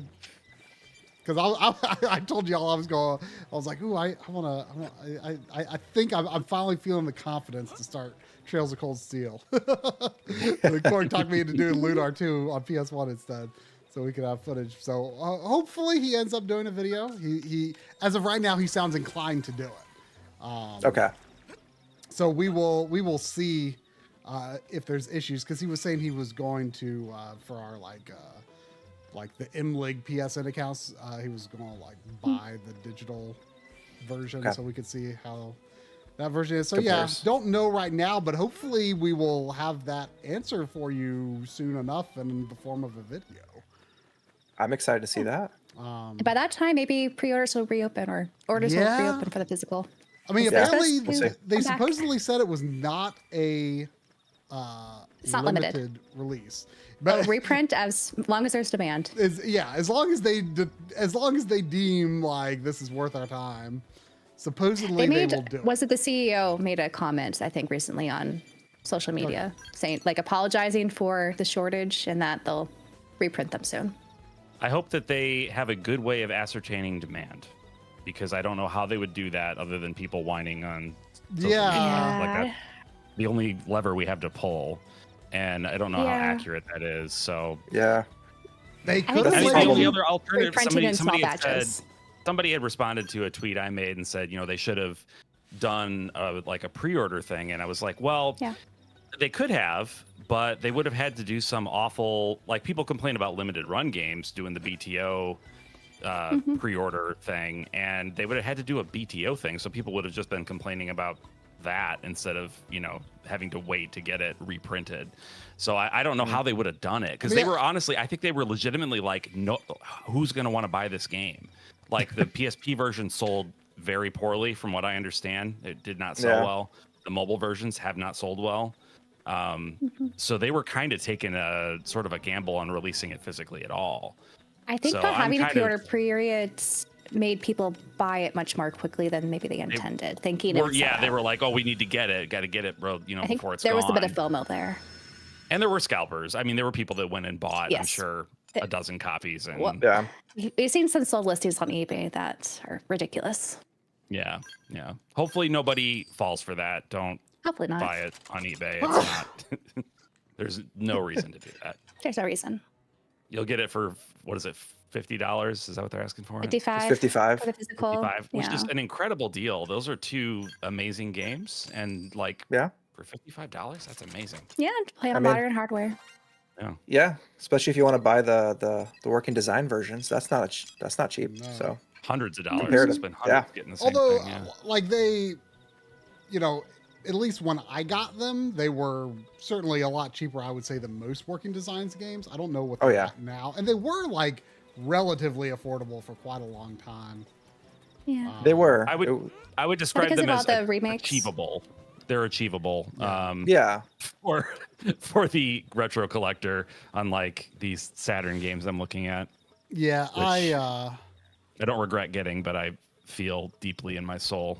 It hurt me. I don't remember exactly how. Oh, sorry, Jonathan Henson. I just noticed. I'm pretty sure I missed this super chat from a while ago. I was just checking. Jonathan Henson had a super chat saying, "Awesome new podcast to listen to. Just subscribed." Ooh, thank you. Oh, thank you. Thanks. Yeah, we appreciate it. Jonathan Um, Henson Don't let you down. is very he's always the person in our community who like you can always rely on him listening to any podcast that we guest on and stuff because I think he's got a bit of a commute, so he does always like to have them podcasts. And now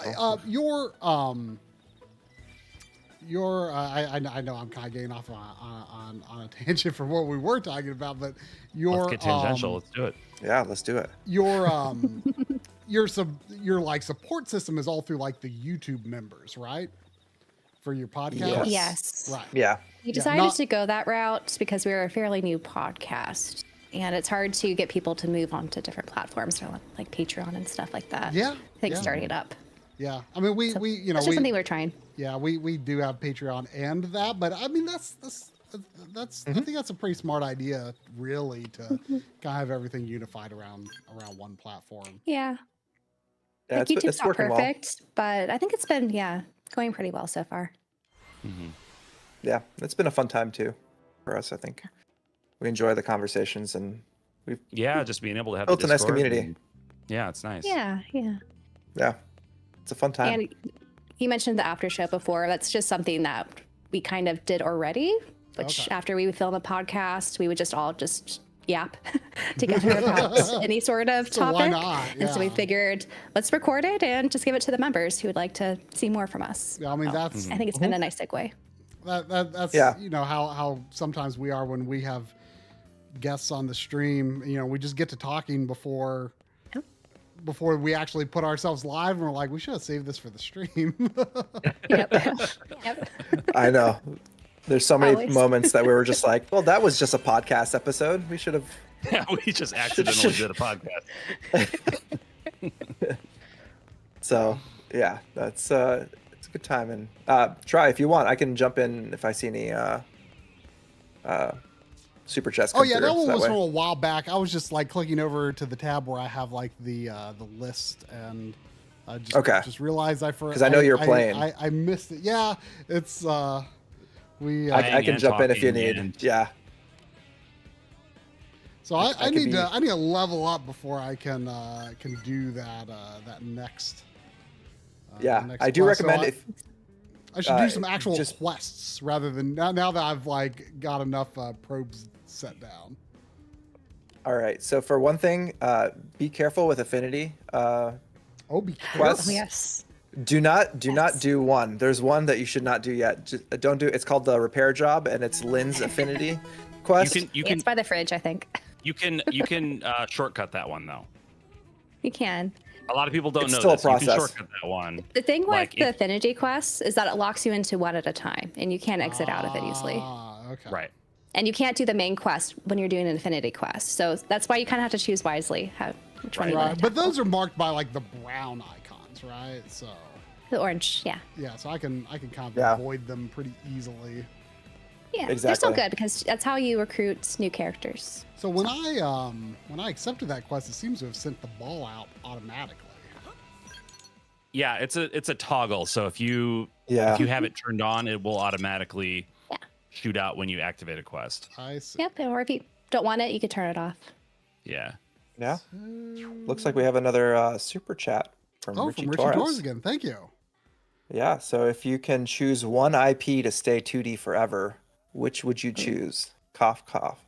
Castlevania. I mean, Castlevania has done some interesting things in 3D, but yeah, admittedly, it's been mostly better, not in 3D. Yeah.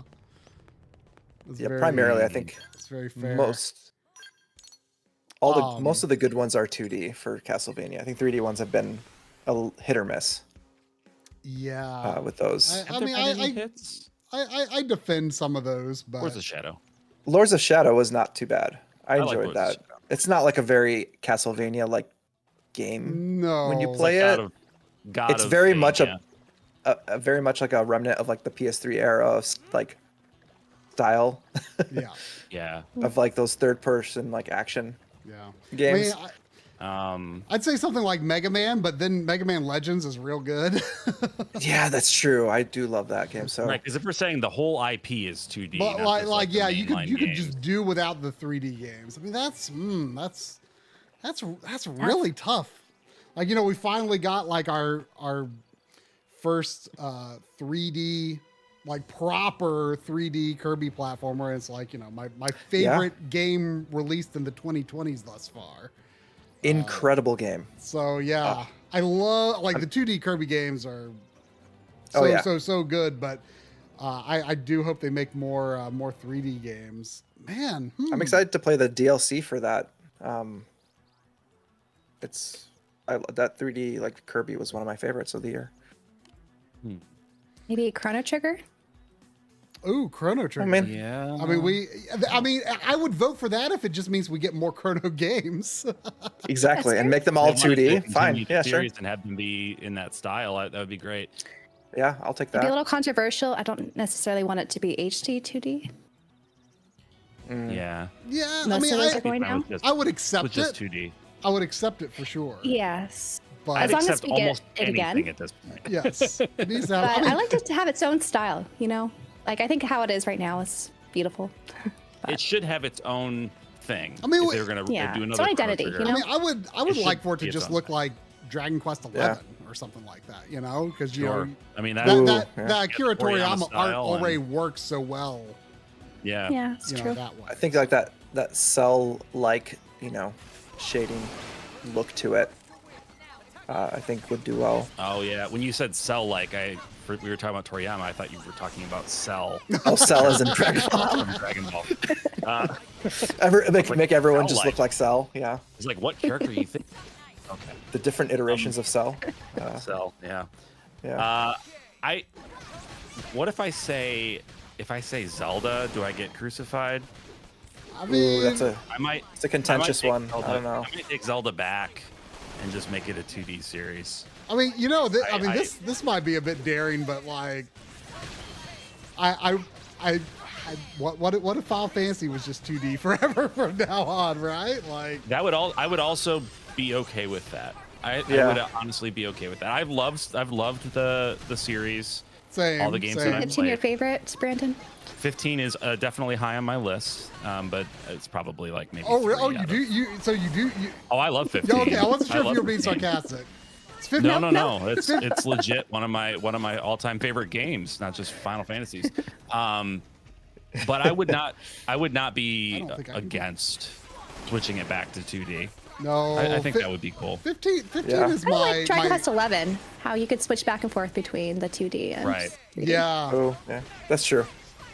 Yeah, I actually played through 2D mode when the Switch version came Really? out. Yeah, I played originally on Wow. PS4. Okay. But then, yeah, Makes sense. like it's pretty rare for me to like actually like take the time to replay an RPG these days, but I actually did it for DQ11 somehow. Yeah, because that one's at least 75 hours, right? That's a long game. Well, least. I never did finish the third act in 2D mode, but I did beat it. You know, it's not the true ending, but I did play that. You rolled the credits. I did. That's the game that never ends. It's just every It's time impressive, you think, though. I can imagine doing the whole thing in 2D. But it's fun, though. we got another. Oh, another super chat. Yeah, from Junior Z. Jersey 117. We say Jersey. Jersey. Jersey I think that's 117. what it is. Jersey. Yes, that does a- it does a- Jersey. Now Now that I look at a it. regular both here on the stream and in Discord. How do you treat remasters? Prefer to play the newest version of the game, replay a game you already played? Do you look for the best version of the game? I mean, that's tricky. Like for example, I'm playing Lunar 2 right now. I could play the remaster, but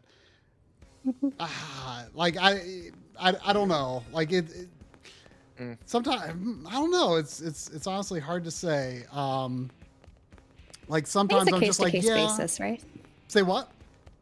It's a case-to-case basis. Like sometimes the Exactly. quality of life enhancements are game changers, but sometimes you kind of like the slow pacing of the older style. Right, of like games. sometimes I'm like I'm worried that I'm going to lean too much into the quality of life stuff and like kind of distort like what the Yeah. original intent of the game is, you know?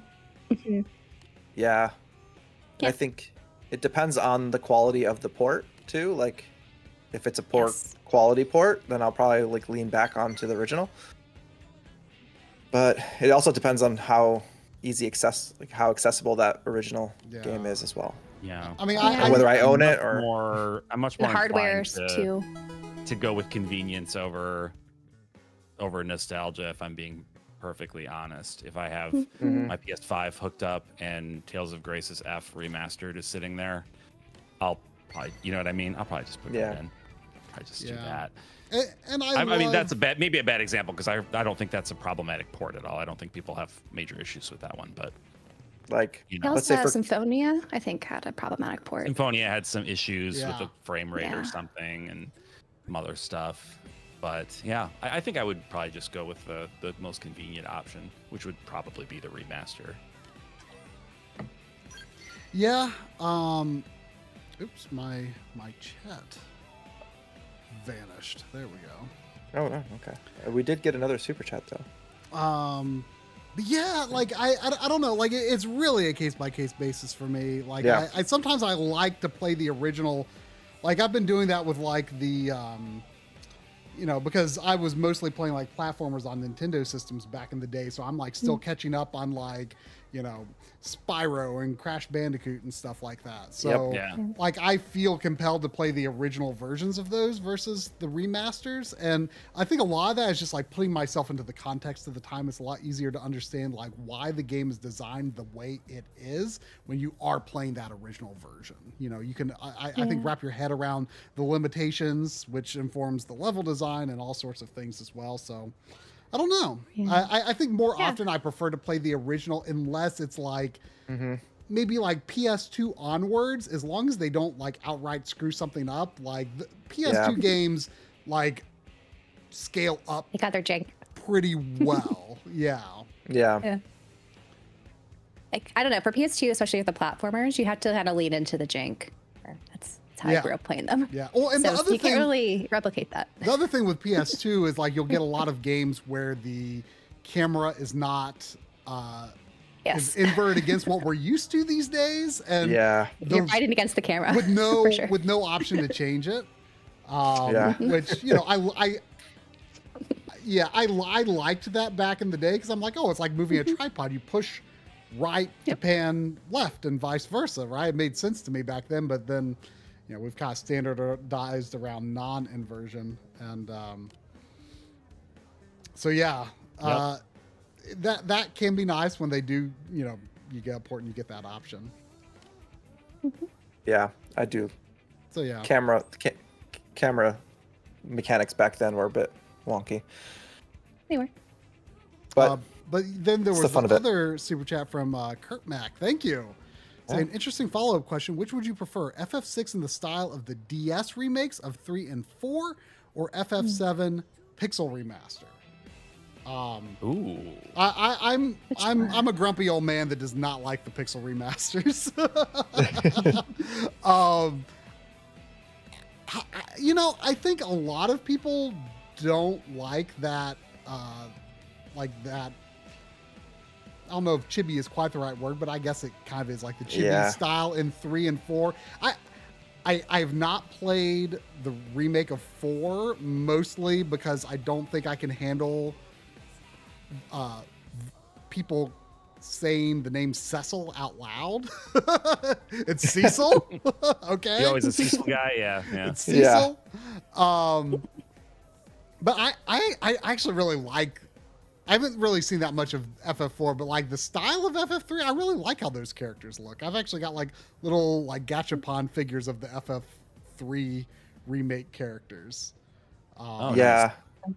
I like them. I feel like those characters look that way primarily because of like, you know, polygon limitations on the DS. So going with the chibi style probably made the most sense. But I like the look of it too.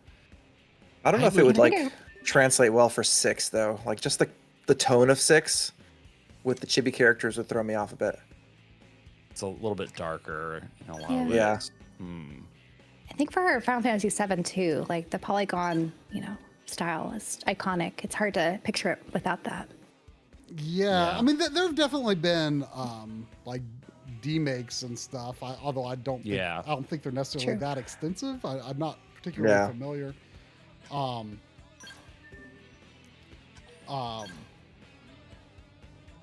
feel like 6 would do well for like I know this might rub Emily the wrong way, but a HD 2D like style. Well, they kind of already did that for the in the Pixel remaster, right? With the opera scene, they kind of tested the. They did. There was that waters with that. Yeah, I forgot. That wasn't official? That was somebody I think created that. No, that's in the Pixel remaster, right? Was it? Yeah. I don't remember. I mean, I actually really like the style of like the Trails of Mana remake. Oh yes. And which I think Dawn of Mana. I've not played Dawn of Mana yet. Well, I played the demo, but I think that kind of follows that. Well, and a similar example would be also Romancing Saga 2. Oh yeah. I actually really like that style. Like, yeah, it's like clearly lower budget than a lot of other stuff Square is doing, but like I feel it's like a good target for like converting like a Super Famicom RPG. Like I would like basically any Super Famicom RPG, like even like a heavy hitter like Final Fantasy VI or Chrono Trigger, like I would not be disappointed to see like that Trials of Mana or Romancing Saga 2 like graphical tier. Like if that was the target for that remake, I would be 100% okay with that. Oh yeah, I would rather them do a lower budget like remake of it. Like in Romancing Saga like has a really good artistic design, I think, that would fit Final Fantasy VI really well too. Yeah. But to play by the rules of the question, I would go with the 6 DS style remake. I agree. Just because I would love to see 6 redone in some way. Not counting the Pixel remaster, because that is basically just a gussied up version of the same, the game. Yeah. Having it done in 3D with voice acting and, more stuff in there, I think would be fun. It would be cool to see. Yeah. Just because I love 6 so much. What's your preferred way to play 6 presently? I think the Game Boy Advance version is kind of the definitive version. Yeah, I've been looking into that myself. I've never played it.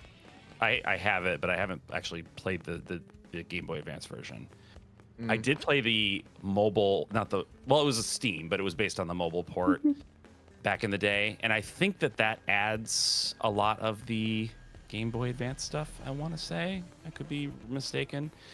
The bonus content and stuff. So that was my most recent full playthrough experience of the game. And I did enjoy it. It took me a while to get used to the terrible sprites, but once I did, I stopped noticing it and just got back to enjoying the game. Yeah, and if you have an EverDrive, like you can put up the GBA like ROM hack version that fixes the sound. Oh, good. Yeah, the sound on the GBA is the one major downside. Yeah. Nobody ever figured out how to use that sound chip in the GBA, unfortunately. Yeah, At least not for I love the Nintendo Super Nintendo conversions. version, even though it may have its Yeah. problems. If the game just feels right to me and looks right to me on that system, you know. What I I will played say it so though, many times. For FF4, like I think the PS1 version of FF4 is criminally overlooked because people I think generally assume it's as bad as Chrono Trigger and FF6 are on PS1, and it's so much better than those. In fact, I was actually I still kind of want to do this. I wanted to look at the different versions of FF 4, 5, and 6, and like primarily look at like loading times and like other like technical differences. Like not like there's a lot of documentation out there about like the actual like game content differences. But like I wanted to make a video that like kind of looks at more technical differences, especially load times. Because what's kind of surprising, and if I remember correctly, what I found in FF5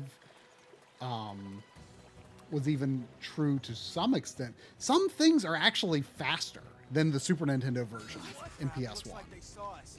Interesting. Okay. Really? Like going like from a town into the world map, for instance. It's like not that it's slow on Super Nintendo, obviously, but it can actually be a lot faster, or a little faster. So it just goes to show that even though some things have a little longer loading, it's not always the case on those PS1 ports. And FF4 is completely fine, and it's got the translation was done, if I'm not mistaken, by the people that did the FF9 translation, because it was released not too long after that. So yeah, it was a surprisingly like solid relocalization. Yeah. It's also the first time I'm pretty sure that Hard we ever type. got the original version of Final Fantasy Yes, IV, hard type. because the Yeah. Super Nintendo one was the easy type. Yep. I think it's pretty well known. Yeah. So that was our first experience with the original game. Much harder. Yep. Yeah, it's Yeah. and like the music sounds bad in like Chrono Trigger and FF6, but it sounds, well, I don't know. I've not really done a direct comparison, but I remember back in the day when I bought my Final Fantasy V soundtrack. I was like, oh my gosh, this sounds so much better than the PS1 version. And I was like, man, yeah, I guess it's like really compressed and stuff. But then when I like played the game again, like after I got like a sound system, I'm like, oh, it sounds fine. it was really just my TV. Is this your TV? But it was weird though, output, because I yeah. never really had that same reaction to like when I got like the FF6 and FF4 soundtrack, and Chrono Trigger, and a bunch of other Super Nintendo soundtracks.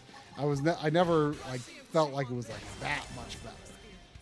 Maybe there was like a specific style of sound that just in FF4 that didn't play well with your TV. Yeah, I don't. Or 5, I yeah, don't know fire, what it sorry. was, but like, yeah, it doesn't. The PS1 version doesn't sound that far removed from the Super Nintendo version. Yeah. On my sound system, but like back in the day, I didn't have the Super Famicom version, so I couldn't see what it was like. So, Yeah. I haven't played the PS1 version in so long, so I should probably try that out just to test it. I mean, I feel like, I don't know, I'm a big defender of the PS1 version of FF5 just because like I don't think the load times are that bad. And let's see, I want to target a different body part here, don't I? I think it's R and Y. Yeah. Yeah. 'Cause I feel like I want to make this thing fall over. Let me get the limbs. Limbs, But anyway, special materials. yeah, like I don't know, like I just kind of appreciate it as being like that was the version of FF5 that we got. Like it was a really big deal to me at the time. Like I was so excited to play it. And I know people have their complaints about it, but like that was what we had, and I respect it for that.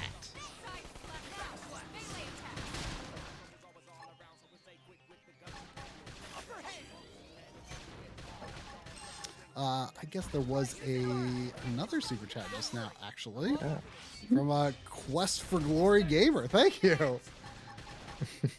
Sounds very RPG themed. Saying Austin SV YouTube channel covered the Final Fantasy comparisons from the originals up to the Pixel remasters. All ports covered too.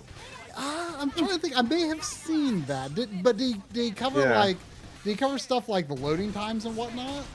Like, because I was like, because it's not just like there's like a lot of actual like testing like loads in and out of battle, in and out of towns. Like those, they all vary quite a lot. Like they aren't just like they are this much longer universally, right? That's something I still kind of want to do. Like not like I don't want, because like the actual content differences is like way beyond me. Like I love those games a whole lot, but like I know that so many people like just know that stuff off the top of their head like way better than I do. Right. Oh yeah. But Sneaky Doggo. Sneaky Doggo? Dog stream. Oh. How about that? He says Sandy is off sleeping somewhere, I assume. Dad's trying to do something. I gotta assert myself. I know. Did Mom let you down here?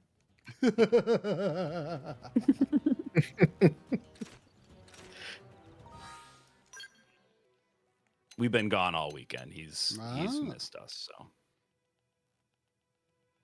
He's like, you just got home and you locked me out. Locked you out right away. Sorry. See, how can I check how much Moranium or whatever I have? On the Frontier nav screen. And so, does that just like get deposited into me like at regular intervals? Regularly? Yeah. Okay, so I assume that mining you have a storage total... limit of 6,000 and you currently have 2455 in there. I see. So I can... How do you increase your storage limit? Is that just doing more probes? Storage probes. Storage probes. Okay, that's what I needed to Yeah. know. I probably Side shouldn't. quests and things are how you get those. I neglect this whole segment. Yeah, I mean, I spend too much time exploring. Has a lot of overwhelming. It is, yes. Systems to keep track of. Little nuances, yeah. Which I'm having a hard time absorbing all of it, in the context of streaming. But oh yeah, it is. It's just notorious. I think in the Xenoblade world, is like just they put a lot of, I guess, everything in there. Details. Yeah. Was it like in Xenoblade 2? They're giving you like you get in tutorials even like 40, 50 hours into the game. Yep. Which is kind of ridiculous, but I like to spoon feed you all the mechanics because there's so many. Yeah. I mean, kind of back to the question of, what Xeno, because I don't know if we all answered about the which Xeno game would you pick? And I do remember really enjoying Xenogears back in the day. I've only played it the one time, so I would like to replay that. But like I don't know, this game I think just has so much content and is kind of a game that is it's not strong from the story perspective. I mean, the cutscene quality is real weak almost all the time and stuff like that. But I have the overbearing music sometimes. Yeah, I had to turn it down. I'm glad you can actually turn it down in this version. But nice. Although I get used to it, I get used to the music. It's a charm to it. Yeah. Although they should have done the thing that Square did with Fantasian, where they let you like listen to music from other Final Fantasy games in battle, like unless it's like a special battle, they let you can just have like Final Fantasy 7 remake battle music and other games randomly played, which was kind of fun. They should have done that with this, where you can just like have other Xeno battle themes. That would go a long way. Replace the horrible lyrics. Yes, the battle music. The derpy lyrics. So derpy. Yeah. So derpy. And here's the thing. People, I've said this on a video I did, I don't know, several months ago, about how dorky the the lyrics and the music are in this game, and I was like, I love them though. Like they're very catchy songs, and like I have the Skell song running on a loop in my head basically since the Wii U version of the game came out. The Skell flying song. Yeah. That's the one I love. I mean, that one. I love it so much, but it is the dorkiest song I've ever heard. That so track dorky. just makes me feel good though. You know, like that's feel good. It's just like, and here's the thing: I saw that they added a lyricless version in this game. I guess because they heard enough from people like me saying this is the dorkiest song we've ever heard, so they're like, okay, we'll do a lyricless version. So I was like, cool. The problem with the lyricless version in the definitive edition is they don't have the melody that is being sung. It's just the music without the vocals. The melody of that song is so freaking good. It's just the words that are being said with the melody that is dorky. I have a hard time parsing lyrics anyway, so like I barely understand most of what's being said. So like I'm kind of good. It's a curse. It's a curse to be able to be so hyper focused on it. Yeah, I mean, but like that track is just like it just kind of makes you feel like you can do anything. Oh yeah, it's a gorgeous song, and I cringe the whole time despite loving it. Yeah. It's the soundtrack for this is like real cheesy because. But the exploration music, like the field music, is unbelievable. Field music is it's great. Great. It's great. But some of the tracks, like running around town at night, where it's like, like I don't know. I kind of like how the perfect imitation of that.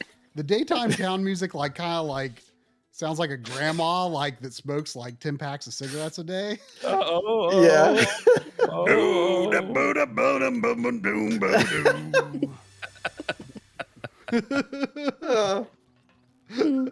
Oh, this is another thing I think they changed. I like that they added the ability to change the time via the menu anywhere. Like that is so nice because you can do it in the menu because I just went out my way to system menu. Yeah, you can do it through the system menu. Okay. But there's so many times like with heart to hearts that you like it has to be a certain time of day. Oh man, I know. And I had so many times where I was running back and forth, like I can't, and I just would give up because I'm like, forget it. This is not worth my time. I still need to figure out the pet thing. How you get dogs and cats. The side quest. If you do all the side quests, you'll get them. You'll get them eventually. Yeah. Yeah. Okay. Is I that need to do a new more of thing this as well? I just got my my cat. The pets help unlock heart to hearts later, so they're important in that sense. Important is not the right word because I definitely did not do any of the heart to hearts in my first playthrough of the game on the Wii U. You gotta max up Elma though. I fast tracked it with Elma. Yeah. No, she's I great. didn't. Yeah, so she's great, but I did not heart to You heart didn't do her. Nope. Too bad. I did not know how because I think you have to get the dog. I think for her. Yeah, for her level, you need a dog. I need to figure out where the dog is. And I definitely never got the dog, so I definitely did not do it. I don't remember if I did much of that on my Wii U playthrough, like the heart to heart and stuff. Like I don't remember like any characters like really being important except for Elma and Lynn. Like in the main story, they are required for a lot of main story. Like I want to say that I might have taken one of them out with a party early on, and then like realized like okay, this character's required. They should have told me that. Yeah. Like in the main story, it's Elma, Lynn, and then a bit of Lau and Doug. Oh, Lau! I was trying to remember that guy's name because I want to say like him and Irina were the only ones I ever. Irina shows up a bit too. Yeah. Like I've got Gwen in my party because I don't think I used him on Wii U. So. I don't remember doing this consciously, but I accidentally dressed Gwen up just like a total hipster, and I love it. I don't remember doing it though. So every time he shows up in a cutscene, I'm like, what are you wearing? Some of my characters look pretty goofy on the Wii U game. Like I think Lynn is like wearing like leather jacket and shades and stuff. Here when I was like equipping people last night, I I saw that Irina's clothes were like better stats than what Lynn was wearing, and I wasn't planning to put Irina in the party, so I just moved all of Irina's clothes over to Lynn. Yeah, I have decided my headcanon for Xenoblade X is that the soldiers of Blade have a great deal of freedom and flexibility in terms of what they wear.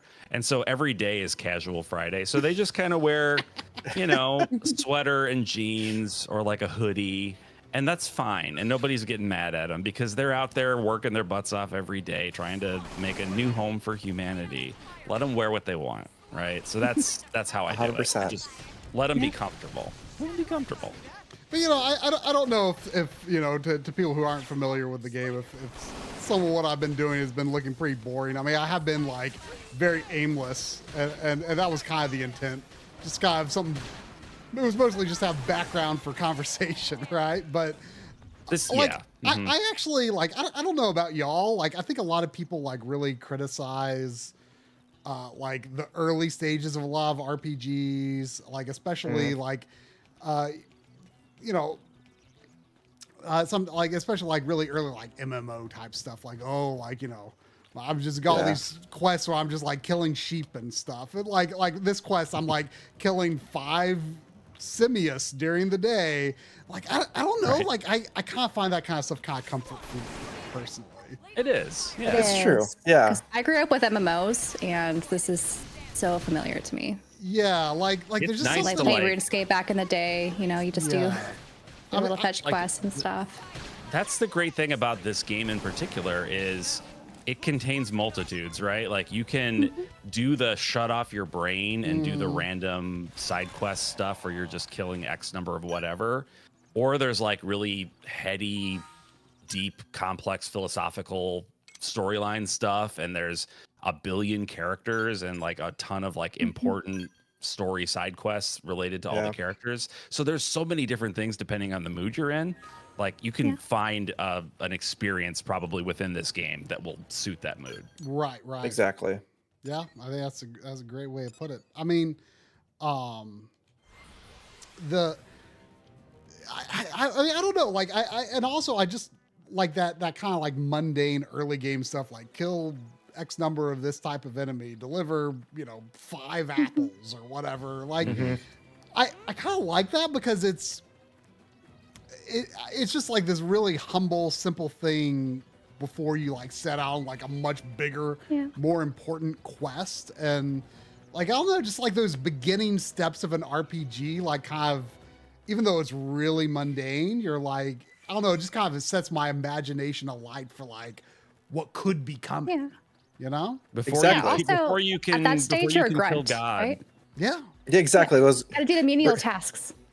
what Brandon was saying. Like before You can't before you get a chance to kill God, you got to kill some slimes. Got to kill some rats. Exactly. I think I Get along remember- before you run. I remember in Lufia 2, like one of the first enemies you fight are mosquitoes, and I was like, this is the biggest like gap in early enemy to late enemy. You get literal gods at the one end of the game and mosquitoes at the other end. Yeah. And the mosquitoes aren't easy. Like they take a beating. No. So. Little bloodsuckers. I mean, they are probably the animal that you feel the least bad about killing. So. Yeah. True. Yeah. It's true. Yeah. No, but that's like the beauty of JRPGs like that, or just RPGs in general. It's just the scale. Sense of progression too, right? Yeah, the scale of progression that as you're going is like you really tend to feel like you're starting from the ground up, and you're feeling like how your power is scaling as the game goes. Yeah, and that's all part. That's the fun part. Yeah, exactly. Yeah, you might have to whack the rat, but whack the rat. There you have it. A quote by Emily. The one of the things I really like about the combat in this game in particular that the other Xeno games don't have is that you've got a ranged weapon and a melee weapon, and it's really fun like how you can like move between ranged combat and melee combat, and when you use a skill, like for example, like I can do this, and then that's a combo for this skill over here with the blue light.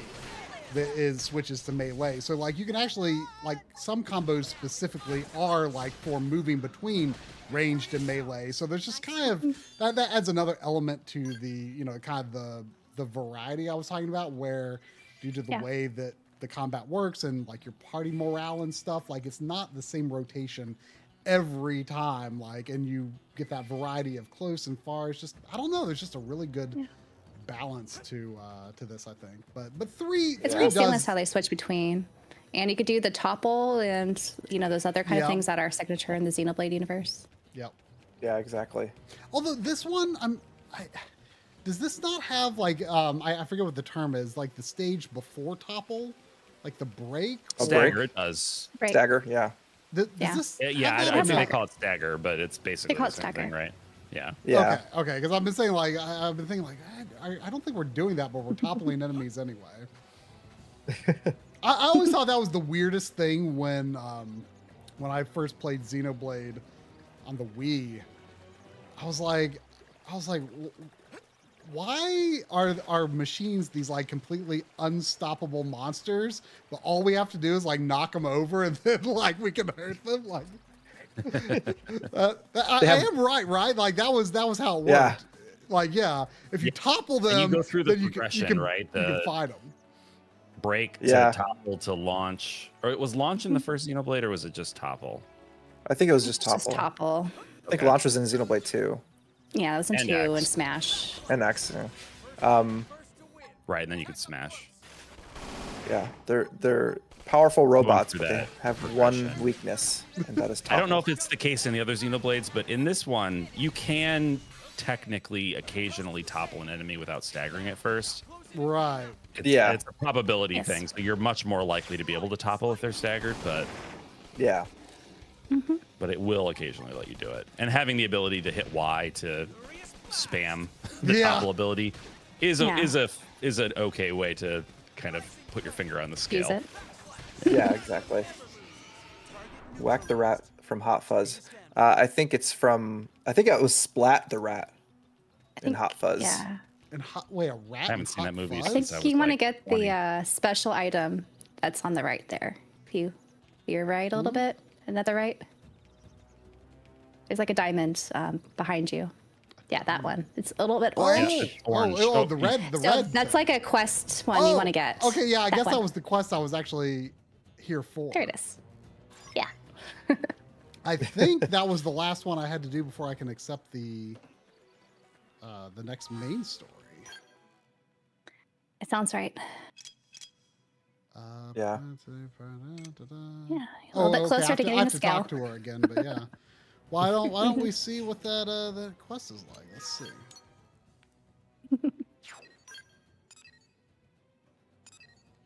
Oops, I think I might have teleported into the barracks on accident. But that's okay, because the load is not. Oh, okay. It took me to outside. So something that I think is really funny, like you can definitely tell like what some of the inspirations are, because in both Final Fantasy 11 and 14, if you hold L1 and move the stick, like that's your zoom in and out in both of those games. Like, since this is such like an MMO inspired game, like I'm like, they definitely took that control from those two games. Because I can't think of any like single player games that control, other outside of Xenoblade, that control zoom in and out by holding L1 and the stick. Yeah, Xenoblade's always felt like MMO adjacent in terms of like its design.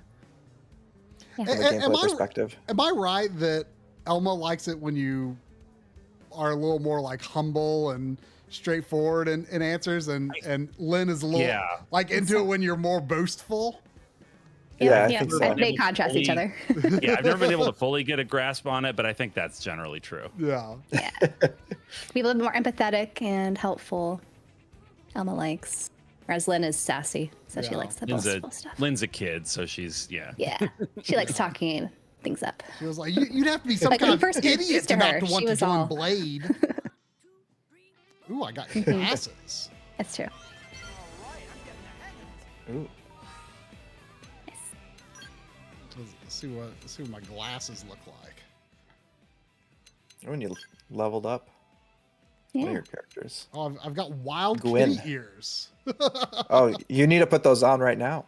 I think so. There. That's oh, it's perfect. Oh, and they're defense up Yeah. from your eye patch. Oh, who would have thought? But the glasses are better for my ranged accuracy. I think we're gonna have to go glasses. Sorry. You get Elma the kitty ears. Yeah. Okay. I'll give Lynn. Elma or Lynn the kitty ears. Or you could just fashion gear it, right? Or you do they show up could, in the yeah. fashion gear list? You could. You could. Oh, look, yeah, the kitty ears are good for Elma. She's getting them. Perfect. Oh, good. Perfect. There you go. The beauty of JRPGs. We love our costumes, apparently. There was the smoking grandma go 1, 2, 3, 4.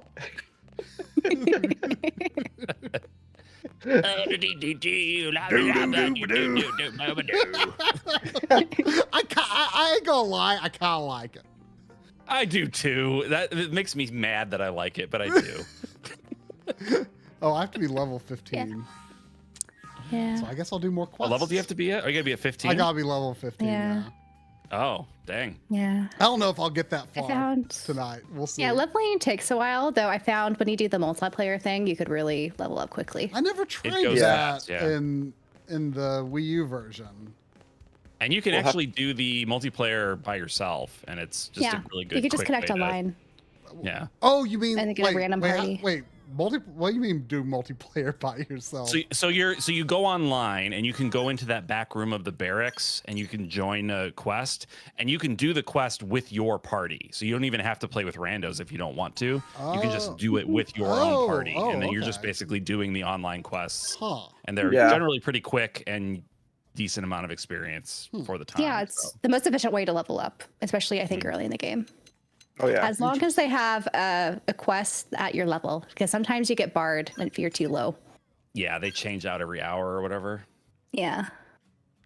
Wait, I have a quest that's all it's all the way over there. Oh wow. Ooh. But Oh, you know that's the. Well, what it might be is it might be one options That's to the get it swimming there, one. or you could get one of the closer ones. That's the swimming Oh, is one. it the swimming one? Yeah, Yeah. but you Wait, know no, what? what's it say when you hover over it? There's actually like yeah, a lot of the swimming one.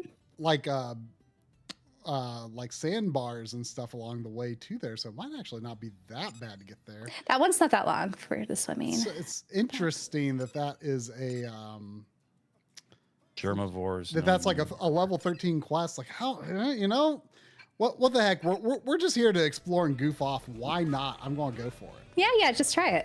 Let's do Why it. not? We're Go going in for a explore. dip.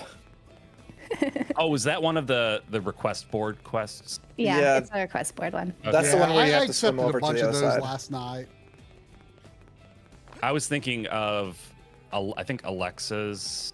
Oh wait, hope I didn't activate my echo. Alexa's affinity first affinity quest. I think you have to go all the way over to Sylvalum. Well, since you're Oh, doing gosh. this now, you'll be able to get the fast Yeah, the travel. fast. Oh, True.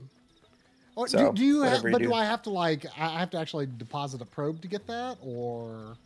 I You just gotta find one of the. getting the spot. Yeah. Sometimes they have like a new location or something pop up, and then you could just Okay. travel even It's if you just- don't have a the probe. land- Too, the yeah, landmarks. there's certain areas that just have it. Like sometimes you're like in a new lake or something, or like a Right. environmental area. Oh Yeah. yeah, and in the chat, Urameshi just mentioned something that I think is important for people to be aware of. If you do the online missions, you get a lot of reward tickets, and you can cash those in to the reward Yes. shop for raw materials. So if you need raw materials for quests, oftentimes you can just buy them instead of having to go look around for an hour. It's very and never convenient. find- It's very convenient. Here's, It takes a lot of the like monotony out of some of those quests. It seems like a level 13 quest I could probably do. I mean, level Ooh. 13 enemy. Let's try it. Ooh. He's got the wings, or what do you call the? So it Elite? says level 13, but he might it's wreck gonna you. Yeah. He might I'm wreck going- you, or he might be just a health tank. So we'll Either see. way, it'll be fun. It should Either be way, fun. it'd be fun. There's really no risk here, so. No, not That's really. true. No. It looks like you're doing well anyway, so. Yeah, see Yeah, what it top looks of them. Yeah, not bad. You're getting at him. Nice.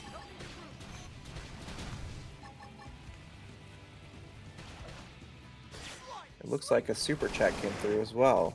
Oh, EB Chill, Oh, thank you. From EB Chill. So he's saying, hey, Try, are you going to use the Switch 2 hooked up to the Retrode 4K or straight into your TV? Happy Easter to all. I mean, I have the option to. The way I've got things set up, I can even run like PS5 and Series X into the retro thing. In fact, I did that just recently because I was playing Tomb Raider Anniversary, which is backwards compatible, but it doesn't have a resolution boost. So Yeah. it's 720p. So I used RetroTink upscaling. I set the Series X to 720p and played it that way, and that was fun. So I mean, it's really useful. I mean, my favorite thing to do on the Series X is to play Xbox 360 games. It's true. So, so Good way to play some games like Lost Odyssey. Yeah, which Yeah. I don't. Does Lost Odyssey have a resolution boost? I can't remember. I don't think it does. I don't remember if it does. I don't think so. Sure. Let me look it up. I just know you can't play that any other way other than on the 360. Right, well, you mean it's not available? the I mean, you X, can Series you can X. play on other Xbox, but not. It's not. Yeah. It's not outside of the exclusive. Xbox's There's no other ecosystem. There's no other version of the game. Right. Correct. Yeah. Yeah. Unfortunately. Yeah. And it also Okay. runs a lot. It does this thing where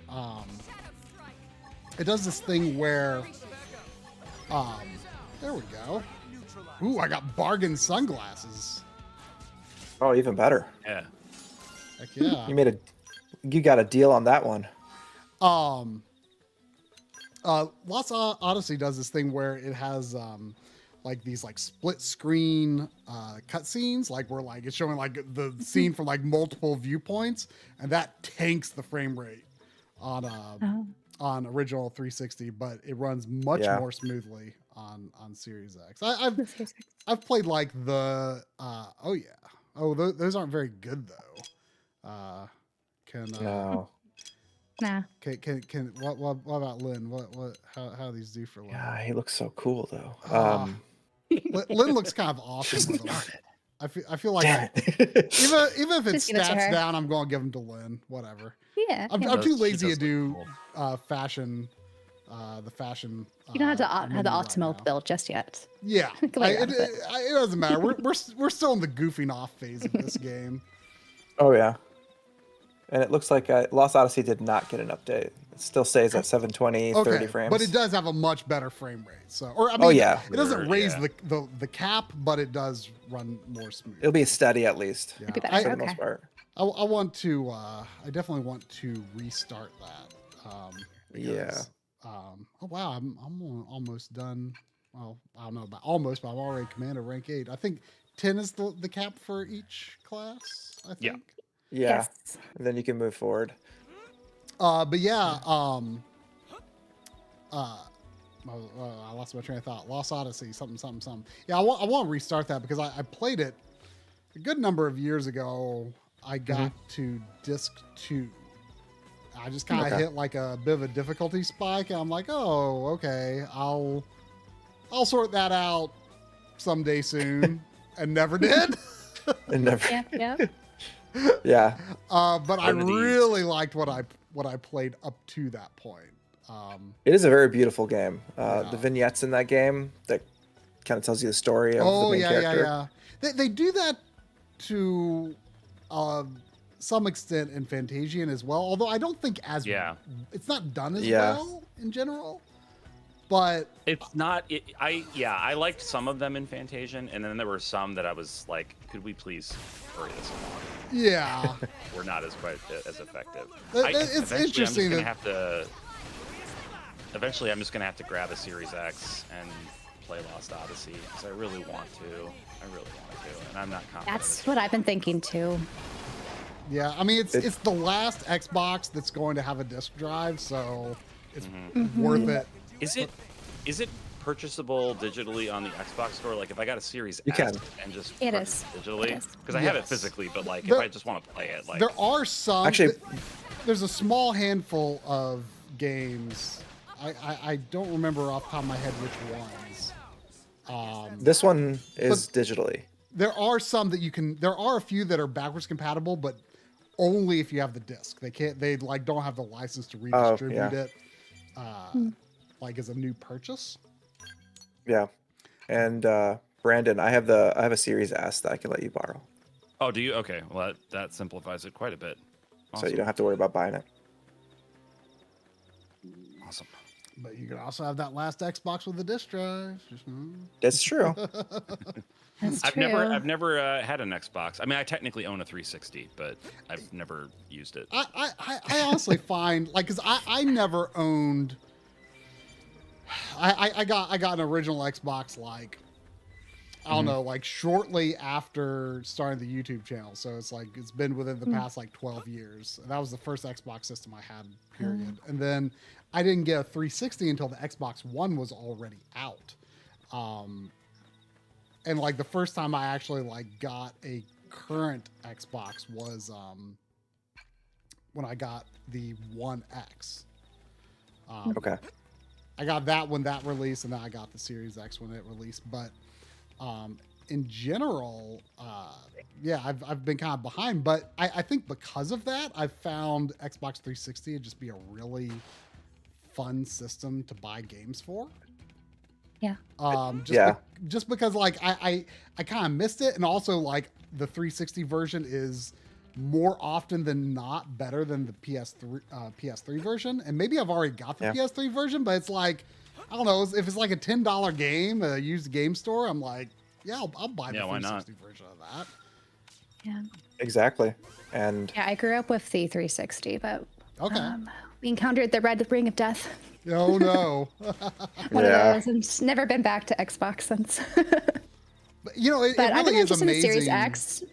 that they The only recovered. reason why I haven't dipped though is because of you have to set up an account with the internet, so it kind of isn't the best for long-term usage Correct, potentially. correct. But I do like You have to set it up on the console, Yeah, or right. do you just have to? Okay. the console has to be hooked up to the internet in order to Oh. play and- games. I mean, hopefully we won't actually have to worry about that. But the idea is you could.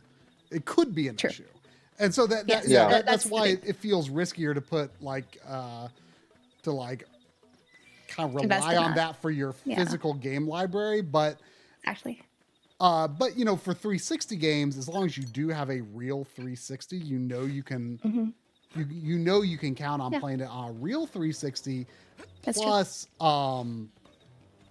Plus, you know, at least in the here and now, as long as the function is working, backwards compatibility is great. yeah. For Oh, yeah. Series X. So I Yeah, they really put a lot like, of effort in that. like Xbox 360 is like one of the systems I almost always look at in a used game store. Like PS3, like Oh, yeah. PS3, I go through phases with because it's like, well, I've got a lot of PS3 games, but like 360, like I still feel like I'm catching up on it. So yeah, I don't know. I think it's really just a fun system and a cheap system to buy. It is, Sure. yeah, notably so much cheaper a lot of times just to get the same game on the Xbox Yeah. 360. I want to say I have all of the 360 JRPGs, which is what I was primarily interested in. Yeah. I think I've got them all covered. And then I think even PS3, honestly, I don't know that I have any more games on that system that I want. Yeah. Eventually, I've I'll see a been in YouTube it. video video that's like, "Oh, that's a cool PS3 game," and I'll start looking for that. Oh, But yeah. right now, I just can't think of anything for PS3 I'm looking for. The only thing I can think of is it's not a good game, I don't think, but it's something like Trinity Souls of Zil or something. Is one of the few kind of role-playing games that I don't have. And I've seen it a couple times, and I'm like, this doesn't look good. I don't know For if it is, but PS3? yeah, You know, don't there's know. that one game. My friend Audie who used to do a lot of stuff on, well, sometimes still does some stuff on Digital Foundry. He was visiting a few weeks ago, and we did, you know, the Charlotte game store rounds, and he bought Time and Eternity for PS3. Oh yeah. Which is a game I've always wanted to try. I mean, it's because like it's such a cool idea, right? Like you're this hand-drawn anime character like moving around in a real-time 3D environment. Like it's really neat. We popped that into my PS3 before he left, and because I just was like, I want to try this game, and it's bad. It's not. You know what? I'll say this. I played through all of it. It's bad. Yes, bad. That's true. It's bad. But it's a really interesting like evolutionary dead end for JRPGs, because I think that would have been kind of a cool route to explore. I wish so badly it was not bad, but like not cell shaded, but actual cell animated. Individual frames. It's very cool. It's I found the story charming, sort of. The setup tropey, is pretty obnoxious. Like at least the beginning of the game was like, ugh. Well, yeah, the level of obnoxiousness doesn't really decrease. But I found it charming in like a tropey anime way. But it's not. Yeah, it's not I can't say it's a good game. No, and like everything is like I don't usually have like a problem with like games that are like heavily like animation priority. But like there is just like no give on canceling animations at all in the combat. Right. Like dodging and doing attacks like feels, it's so laggy, laggy. But I am glad I finally got to at least try that game. Yeah. Oh wow, I am still like I thought I was like already like most of the way over there, but I'm like still I'm still in Primordia. You've got a ways. Yeah. There are some high enemies I think in this water. It's good that you got that point there. To get back to EB Chill's question though, we got distracted because I was making the Xbox comparison, which is like, you know, Xbox 360 is like very comparable, you know, to Switch. So, I can do that with the Switch. But yeah, I'm intending to route the Switch 2 through my video chain in much the same way where it could go through. However, like, I'm actually, whether I should be or shouldn't be, I'm actually fairly optimistic about the 120 hertz support. Yeah. For because of the fact that it's built into the screen. Right. I've kind of got hopes that it will actually be utilized. Same thing with HDR. You know, HDR to this day still is especially in like more like indie games and stuff like that, is still very spotty on PlayStation and Xbox. And I'm hoping the fact that even though I don't think it's a super robust HDR screen because it sounds like it doesn't have like local dimming and stuff like that, just the fact that it does support the HDR standard on the screen itself and gives everyone who owns a Switch 2 access to HDR screen does give me hope that in general it's going to start being used more and more commonly. Not just on Switch, but on Xbox and PlayStation as well. I think that's. Let's not fight Gaddaf's Kumeva. No. Let's definitely not fight that. I can't believe there's a level 13 quest through all this stuff, but I love that stuff. Like I said, like trying to go places I should not go in Final Fantasy 11 was like one of my favorite things to do in it. So I kind of get something out of way around challenging myself like this.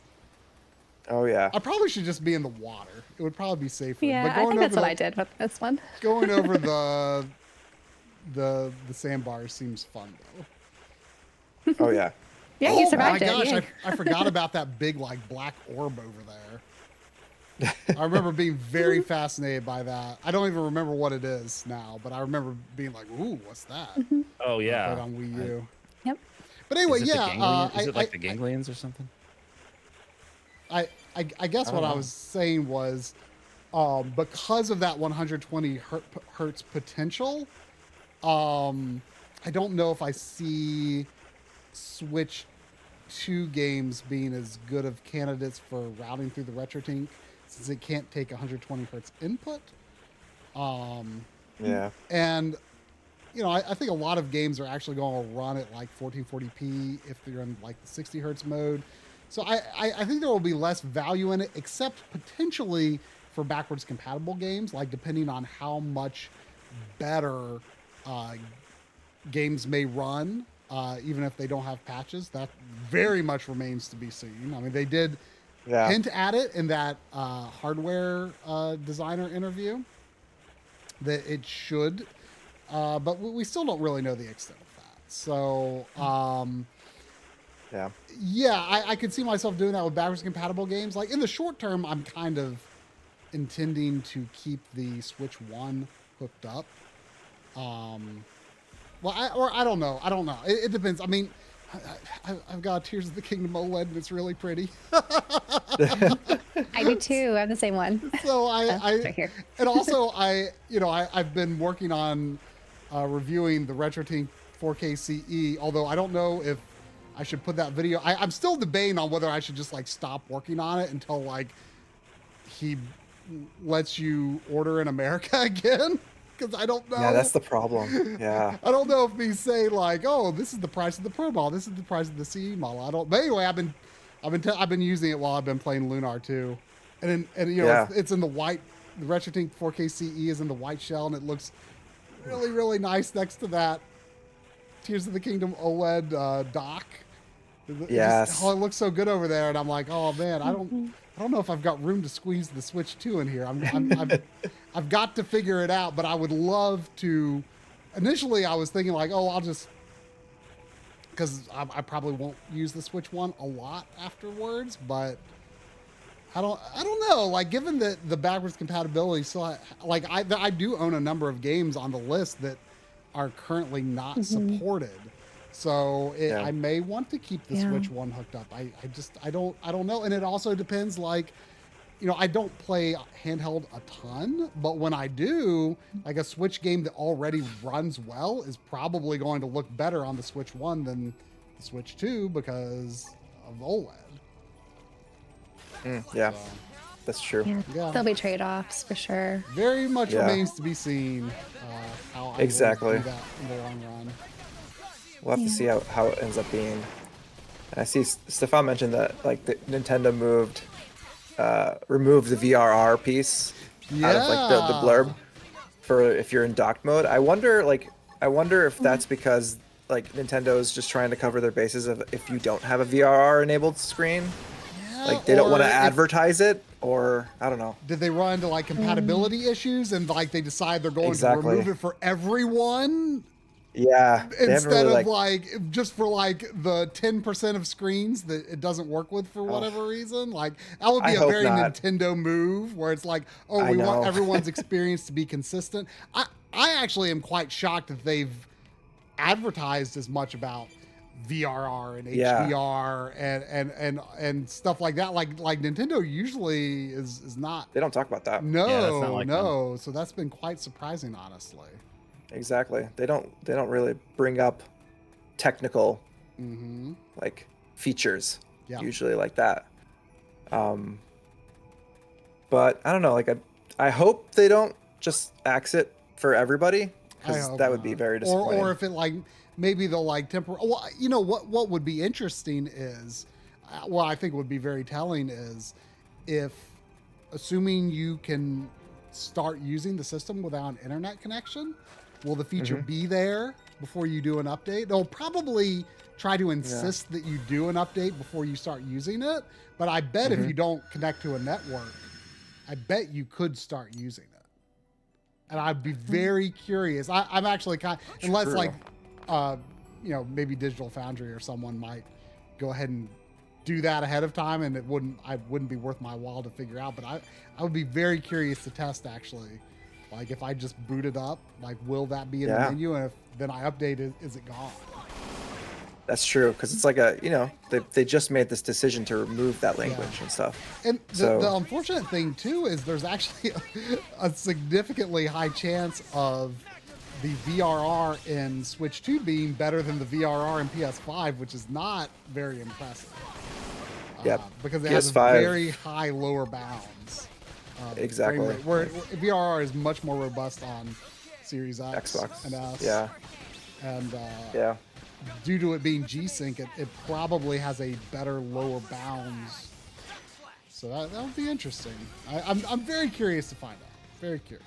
Yeah, be interesting to compare the third party for sure. Yeah. Kind of games. Yeah, because I think a lot of Nintendo games we can generally count on running very smoothly. Yes. Third-party games, who knows? Yeah, I know. Yeah. Yeah, and you'd want to keep, like, I don't know, I feel like they want to keep the same stability across handheld to like docked mode. Yeah. So you'd think that they'd want to keep it standard, that if they have VRR on the handheld mode, they want to keep it in dock mode if you have supportive like monitor or TV. Yeah. But it's Nintendo, so you never know. Yeah. I mean, there's definitely, I would say, a risk in that it's a feature on the screen. And if it ends up not being a feature in docked mode, then that could lead to a lot of games that run totally fine on the screen, Yeah. but perform badly in docked mode. That's the biggest risk, I would say. Exactly. And that'd be just a terrible time, I think, a bad experience for a lot of people. So I hope they Yeah. ensure that works docked as well, especially because I think a lot of games that will, like, I'm actually surprised we're already hearing about 40 FPS modes on Switch too. Like, I don't think that's going to be a Nintendo first party thing, but like, I want to say No. Cyberpunk, they already said was going to have a 40 FPS mode. Like that, again, that just does not sound like something I would have been expecting out of the gate, because that took long enough to even any 40 FPS games to even materialize on like Series X. Like, it was exactly pretty early on PS5, but yeah. I mean, even it took a little while for it. Like, you have like Spider-Man, like that took. Yeah, I think I came another later. like. I've later. actually never played through a game all the way. I've tested 40 FPS modes, but I've never like played through a game with it. But I like the option. Yeah. No, it's a nice like middle ground for resolution as well. Oh wait, was that one of those? Wait. It was a sweet slide. Yeah. Yeah, I love that move. I probably should not. I was really be trying surprised to... in X though, like how many enemies pop up from the ground Yeah. compared to the other games. I like the height. Sure. Especially the big ones that like tunnel up, and it's like, oh my god. Yeah, The- the big like Oh, turtle yeah. thing. Yeah. This is going to be a Also- total mistake, but The Tremors thing too. Mm-hmm. Tremors. Since this is a new land over here, Yeah. I'm just going to see how far I can push into it, because Yeah, why not? Yeah. why not? Just be careful of the high level ground guys. YOLO. You like to pop up. Yep. But actually, the enemies this over is- here aren't as high level as you might think. Right Yeah. now. There's a decent mix of in all the regions, really. There's a decent mix of Yeah. lower level. and I was higher level. surprised by that actually. Yeah, well, I mean, I think in the I think other it's- numbered games, That's it's less pretty so. nice. Because like Noctilum is like definitely intended to be the third or the second biome, like not this, but they still like have stuff over here for you to do if you want. And I really do like that kind of open world structure where it's like They reward you going for back to Dragon pushing Quest, the right? limits. Where it's like you are mostly gated by the difficulty of the enemies and your own strength. And I really like that versus like event-based. I mean, event-based, expansion of your options is definitely the norm, but which is fine. But I really do appreciate when a game like actually dares to give you that, just like, hey, yeah, sure, go wherever the heck you want. You have the freedom, yeah, and especially when you're not dealing with like random battles, so that you can, play well and avoid the enemies and just push on. Like, you could go all the way through to the final landmass theoretically, right? You could make your way there and just survive. You swim there. Yeah, I mean it's the classic thing of like how when they made Breath of the Wild, they knew that in theory speedrunners could just like immediately beat it. And they can and they do, you know? Yep. It's like cool that they just don't care. And I think that was, you know, that you know, I mentioned like Banjo-Kazooie versus Mario 64 earlier. Like I feel like Mario 64 just let they didn't really care if you broke that game. Whereas I think Banjo-Kazooie, they were like, oh, like they put a little more guardrails on it. And like later Mario games have like kind of put a little more guardrails on, I would say. And, you know, I love those later Mario games, but I do miss where you can just like come up with some wild idea of like, could I do that? Could I go over there? Could I get on top of that thing? And they're like, no, you're having fun the wrong way. Stop it. And then, you know, and then there's Breath of the Wild. You know, I think that was like such a revolution in flexibility. Confidence. They have confidence in the design. Yes. And they, you know, they feel free to let you do what you want. And that's, you know, that's pretty rare. I am so going to die right here. This is some bad territory. I'm so going to die. Yeah, it's pretty dangerous here. You got this. Well, maybe not. But Okay. I'm just, you know, I'm 51 51's hard. is pretty bad. Just keep running. Keep running. Guy keeps 51 running. is pretty bad for where I'm at. I think I'm at like level 30. So. Yeah, they like to I one was gonna hit. say there. Yeah, that's it. And there you go. Ouch. Ouch. It's okay. It's part of the game. Right. It's part of the It is. Definitely It's part of the experience. You're not in a scale, so you're not losing anything. Yeah. That's true. Do you think I should maybe boot up my Wii U and look at Yeah. that version you want See what the comparison just looks kind like. of show I think people that'd the be- comparison of like, okay, what we've seen to what it can be. Yeah, I think that's a fun idea. Yeah, Let's do that. Let's see here. Because I don't think I've seen the Wii U version as much. So, be a treat for me too. Yeah, I can't test my Wii U decided to die. I Oh. gotta figure out. I gotta figure out what's wrong with it. Flash memory problem. No, That can be revived. I know, like Voltar did. Yeah, something with Voltar it. made that flash memory fix. Yeah, mine like it doesn't even turn on. Like nothing. Oh. Like Hmm. it Sad. has no power going to it for some reason, and I cannot. I need to get it. I need to get in there and So test some. my Wii U does this thing like 90%. It's done this for a long time. Like even back when like when Xenoblade X came out on it. Like it says the gamepad says cannot connect to Wii U console. Please move Wii U gamepad. So like if I turn off the Wii U and then turn on the gamepad again, it always connects the second time. Every single time. Oh, weird. It's fine. But the first time, 9% of the time, it will not turn on immediately. It's just a well-made system. Which one it doesn't turn on? Or just when it just up and dies. Yep.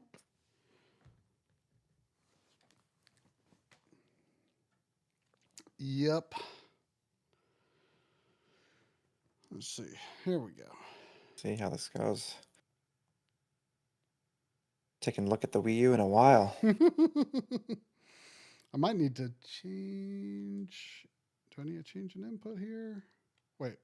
Why is. Wait. Okay. Okay. There.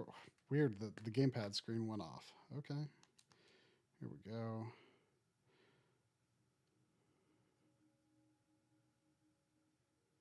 And there you have it. All right. There we go. Let's see. I think I need to. Do I get this input?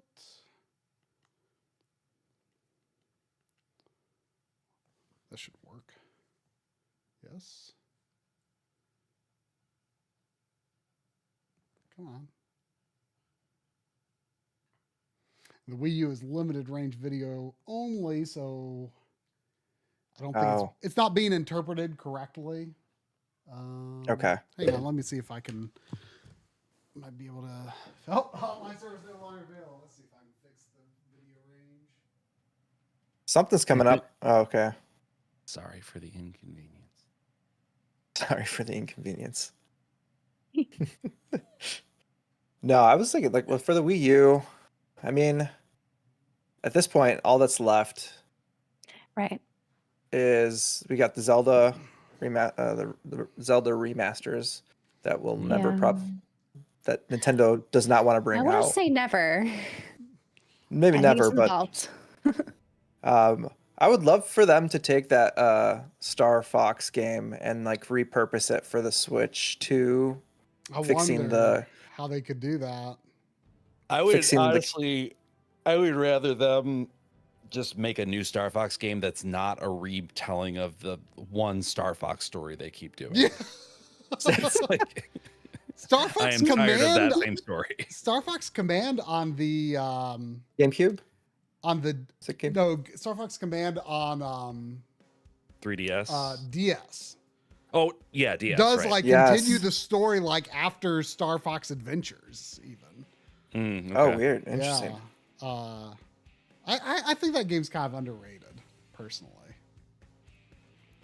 I hope they bring to the GameCube piece on the Switch 2. I hope they bring Star Fox Assault. Mm. If you guys remember that one. Was that the Bandai developed one? Was it Bandai? No, it was Namco.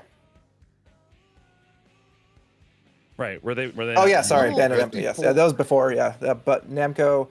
See, I beat Yeah, this one only at level 54. 54. Oh, wow. I think my character is like not too different from one of the default female character options. It's in the game. Oh, I remember I was like debating when I started this. I'm like, am I going to do a male character or a female character? And like at least especially in the Wii U one, I feel like the male character models just looked really stupid. My even on the Switch, I did a male character this time on the definitive, and he is just the ugliest guy. I didn't even mean to make him that ugly. Like I wanted him to be kind of ugly, but he's just the ugliest guy. I feel kind of bad. But just wanted him kind of ugly. Just to kind of show. So this is the scale that we were at on the Switch version. Run around the ground. You get in the scale. And it zooms out, like the scale is a lot different. And you could just straight up launch out of the city and have this really cheesy music that I'm going to try to turn up a little bit for y'all because y'all need to suffer / feel that you can do anything. Yeah, I know. It's amazing. You It's will incredible hate how yourself good for this looks. loving this song. Oh yeah.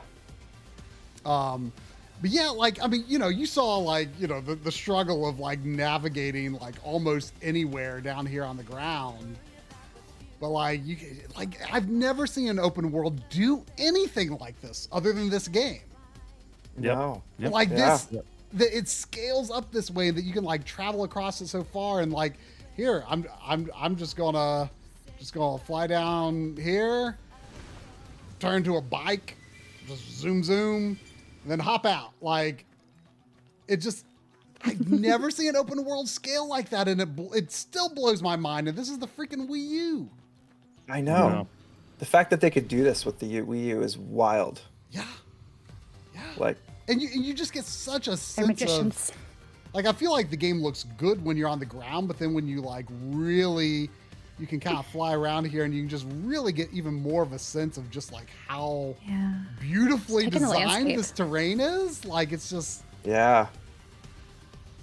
It's Then you compare it to the Pokemon cool. games. Well, let's not do. I'm just kidding. Poor Pokemon. Yeah, I mean,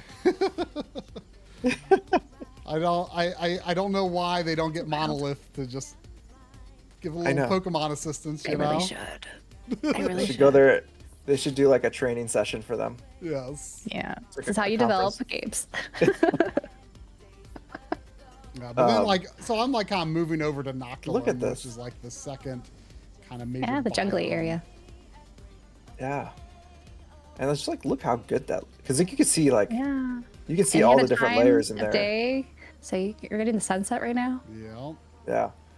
So cool. But like obviously, you know, again, it's like it's very different. Like on the ground, the first time you come to Noctilum, you're running through here like on the ground like this, and you're in this like big jungle, and you can't even imagine what it looks like above.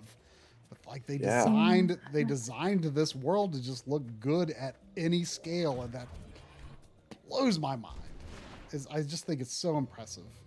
You know, I got this game for Christmas the year it came out, and I remember it was a long time before I could actually like really properly play it, because I had downloaded the like the optional pack, but I installed it on an external USB hard drive, and like I don't think I fully understood at the time like just how bad the Wii U like USB speeds are. Oh yeah. And I'm pretty sure the game was actually running worse than it would have been just like from the disc without downloading the optional pack at all. Like it was running really bad. And I started transferring it from the external to the internal. And I want to say it took like, I don't know, 10 or 12 hours. I could have just deleted it and re-downloaded it way faster. It was a rough start, but luckily I ended up falling in love with the game anyway. Oh yeah. Totally worth the headache. But yeah, it's just, I don't know. It's just so cool. Where's that Telethia nest? You messed around with that Telethia nest?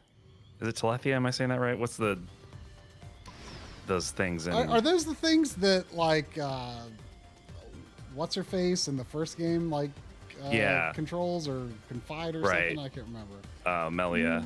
Melia, yeah. Are they kind of like Gnosis a little bit from like Xenosaga? Maybe? There's kind of. You could probably make an argument, craft a theory around something like that for sure. Oh yeah. I mean they have like similar, you know, At least inspired. Yeah. similarities between them in terms of how they can turn people to salt. So. Yeah, but I mean, man, this and I've got a map just right here, which is, I will say, nice to have. Oh yeah, the map in hand. Let's see. Yeah, like you're really navigating. Let's see, where can I fast travel to? Can I just like fast travel there? Yeah, there we go. Let's see how long that takes. So the Switch version doesn't have the scale fuel showing on the screen, do they? Oh, it does, but it looks different. Okay. Yeah, it looks different. I noticed the same thing. It does look different. Yeah, they redid quite a number of. Whoa, I definitely do not remember this like purple lava. Oh. Oh yeah. I haven't gotten there yet. I guess I'm potentially spoiling things. Maybe I shouldn't have fast traveled. No, that's fine. This is all vibes. Cool stuff to discover. Yeah. Yeah. I mean, it's just there's no context to the location, so. No. Yeah. That just looks like something out of Majora's Mask there. And you that can moon, theoretically that moon, run though. here It at does. level 1 if you manage to avoid enemies. You could go here at the beginning of the game. It's fine. Yeah. True. That's a damn good looking moon. Yeah. Yeah. I mean, just what a cool game. I don't know if I showed it off all that well tonight, but it's just, I think it's such a unique game.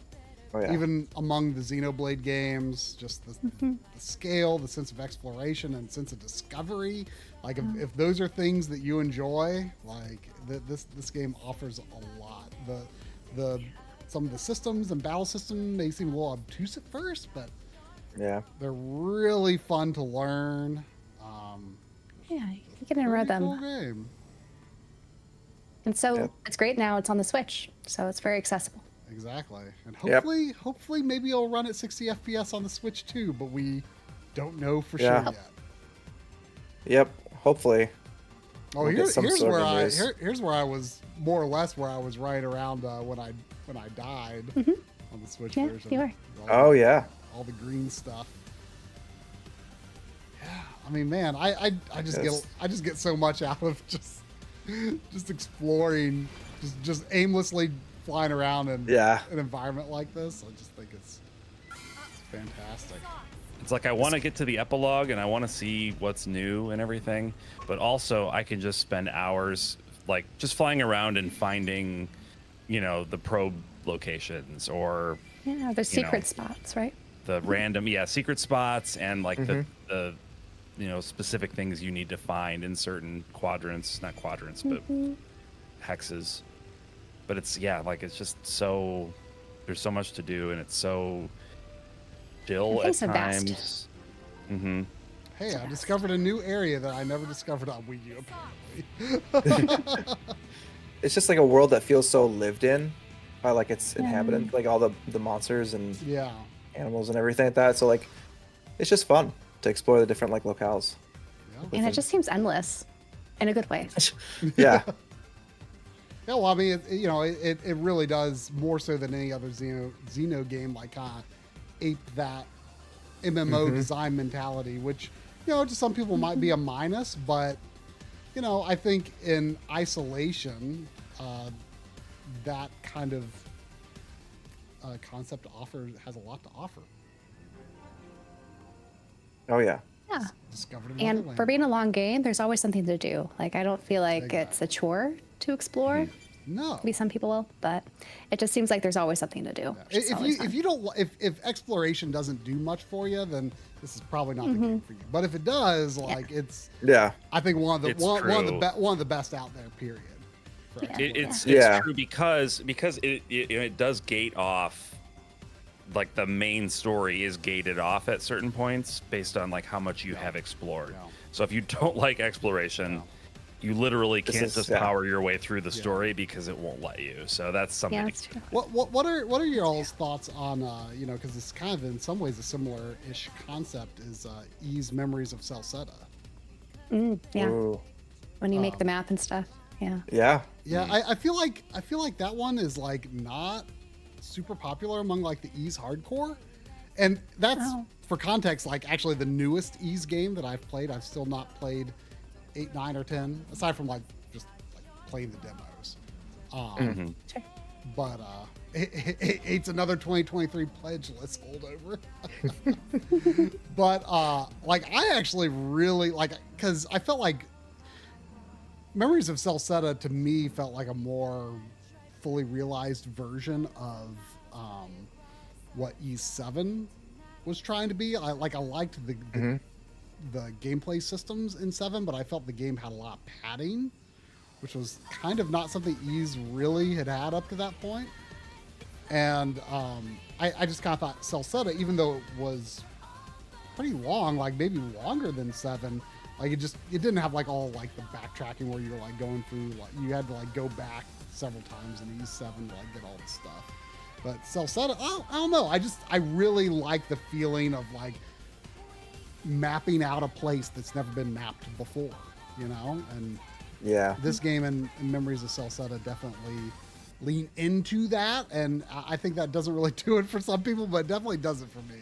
So I really liked that one personally. Yeah, I always found it satisfying too to complete like a map area. Yeah, I mean that's what I loved about Breath of the Wild. I mean, when you're going through, and when I initially played that, like that was my favorite part, is just exploring and opening up the map. A lot of that in Final Fantasy 14, just saying. You're really selling it. We might actually have to do this. We're actually gonna give in, I think. I think it's gonna have to happen. So our backlog will stay forever infinite. Well, I mean, the thing is though, like I mostly play Final Fantasy 14 like I mostly play it for the main story. Like I do a little bit of extra stuff, but it's not like it consumes my life because I'm not like just like regularly getting stuck in with like the new, like the end game grind where you're trying to, you're spending weeks trying to get like one slightly better dagger or something, I'm not too into that, and you don't have to be. That's just in it for the story and just fun. Yeah, that's true. You can really just enjoy for the story, hanging out with your friends, or not hanging out with your friends. Like there's really a lot to get out of it on like a very basic level, I would say. So. Yeah. I do feel like I would be infinitely more likely to play it and keep with it if I had people that I was playing with. Yes. Exactly. Yeah. So I mean, it can be as low commitment or high commitment as you want it to be, because you know the main story is definitely pretty easy to keep up with. You know, each expansion is like I said, probably the length of like a mid-length RPG. Okay. Yeah, So, I haven't played an MMO since my high school days, and I got really sucked into those then.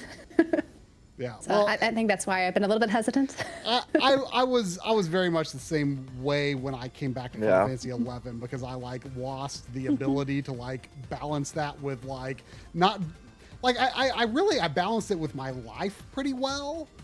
But the problem I had was balancing it with other games. Yeah, other hobbies for sure. Because I was like, you know, I was when I first started playing Final Fantasy 11, I was like, you know, I was still making A's in school, but I was also like not playing all these other games that I kept buying, thinking I would play, but I just played Final Fantasy 11. Yeah.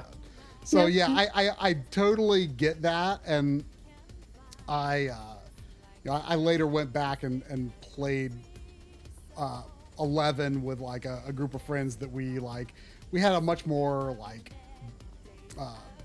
firm goal of like, okay, we want to like beat the main story and like the story of the expansions, like, you know, we like made a concentrated effort to do that. And then, you know, we moved to Final Fantasy 14, and you know, I treat it like any other game pretty much, you know. I play it when there's new main story content, and otherwise not that often. So, you know. Yeah. No, I'm tempted. Check it out. Now. And let me I'm know when tempted. you do. Honestly, I think the summer is a good time to probably start one of those. Yeah, you know. It's Probably. around the corner. So we might be signing up soon. We'll let you know. Let me know. But in the meantime, thanks y'all for joining me. It's been a blast. Yeah, it's been great. Oh yeah, Super this has been fun. great. It's like we got a podcast Thanks for having live us. here. Exactly. So yeah, thanks everyone for watching. Go to their JRPG Pursuit YouTube channel and support them there. And I believe I like somewhere in the description of the JRPG podcast page has like the links to your individual channels. We should all be Yes. in there. Yeah. Yeah. Yeah, every episode we have links to all of our socials and our individual YouTube channels. And I could throw our YouTube. I could throw our like JRPG in the chat for everybody. Yeah, they're For anyone interested. they all do good stuff if you're into RPGs and or physical collecting stuff. So Yeah. yeah. So thanks Come check us everyone out. who watched and sent super chats and all that good stuff. And we will see you next Sunday. In the meantime, Coury will hopefully be working on that Lunar remaster review, and I will be deciding whether I need to continue on the Retrode 4K CE video or change gears to something else. I don't know. We'll see. Weird times. Good night, everyone.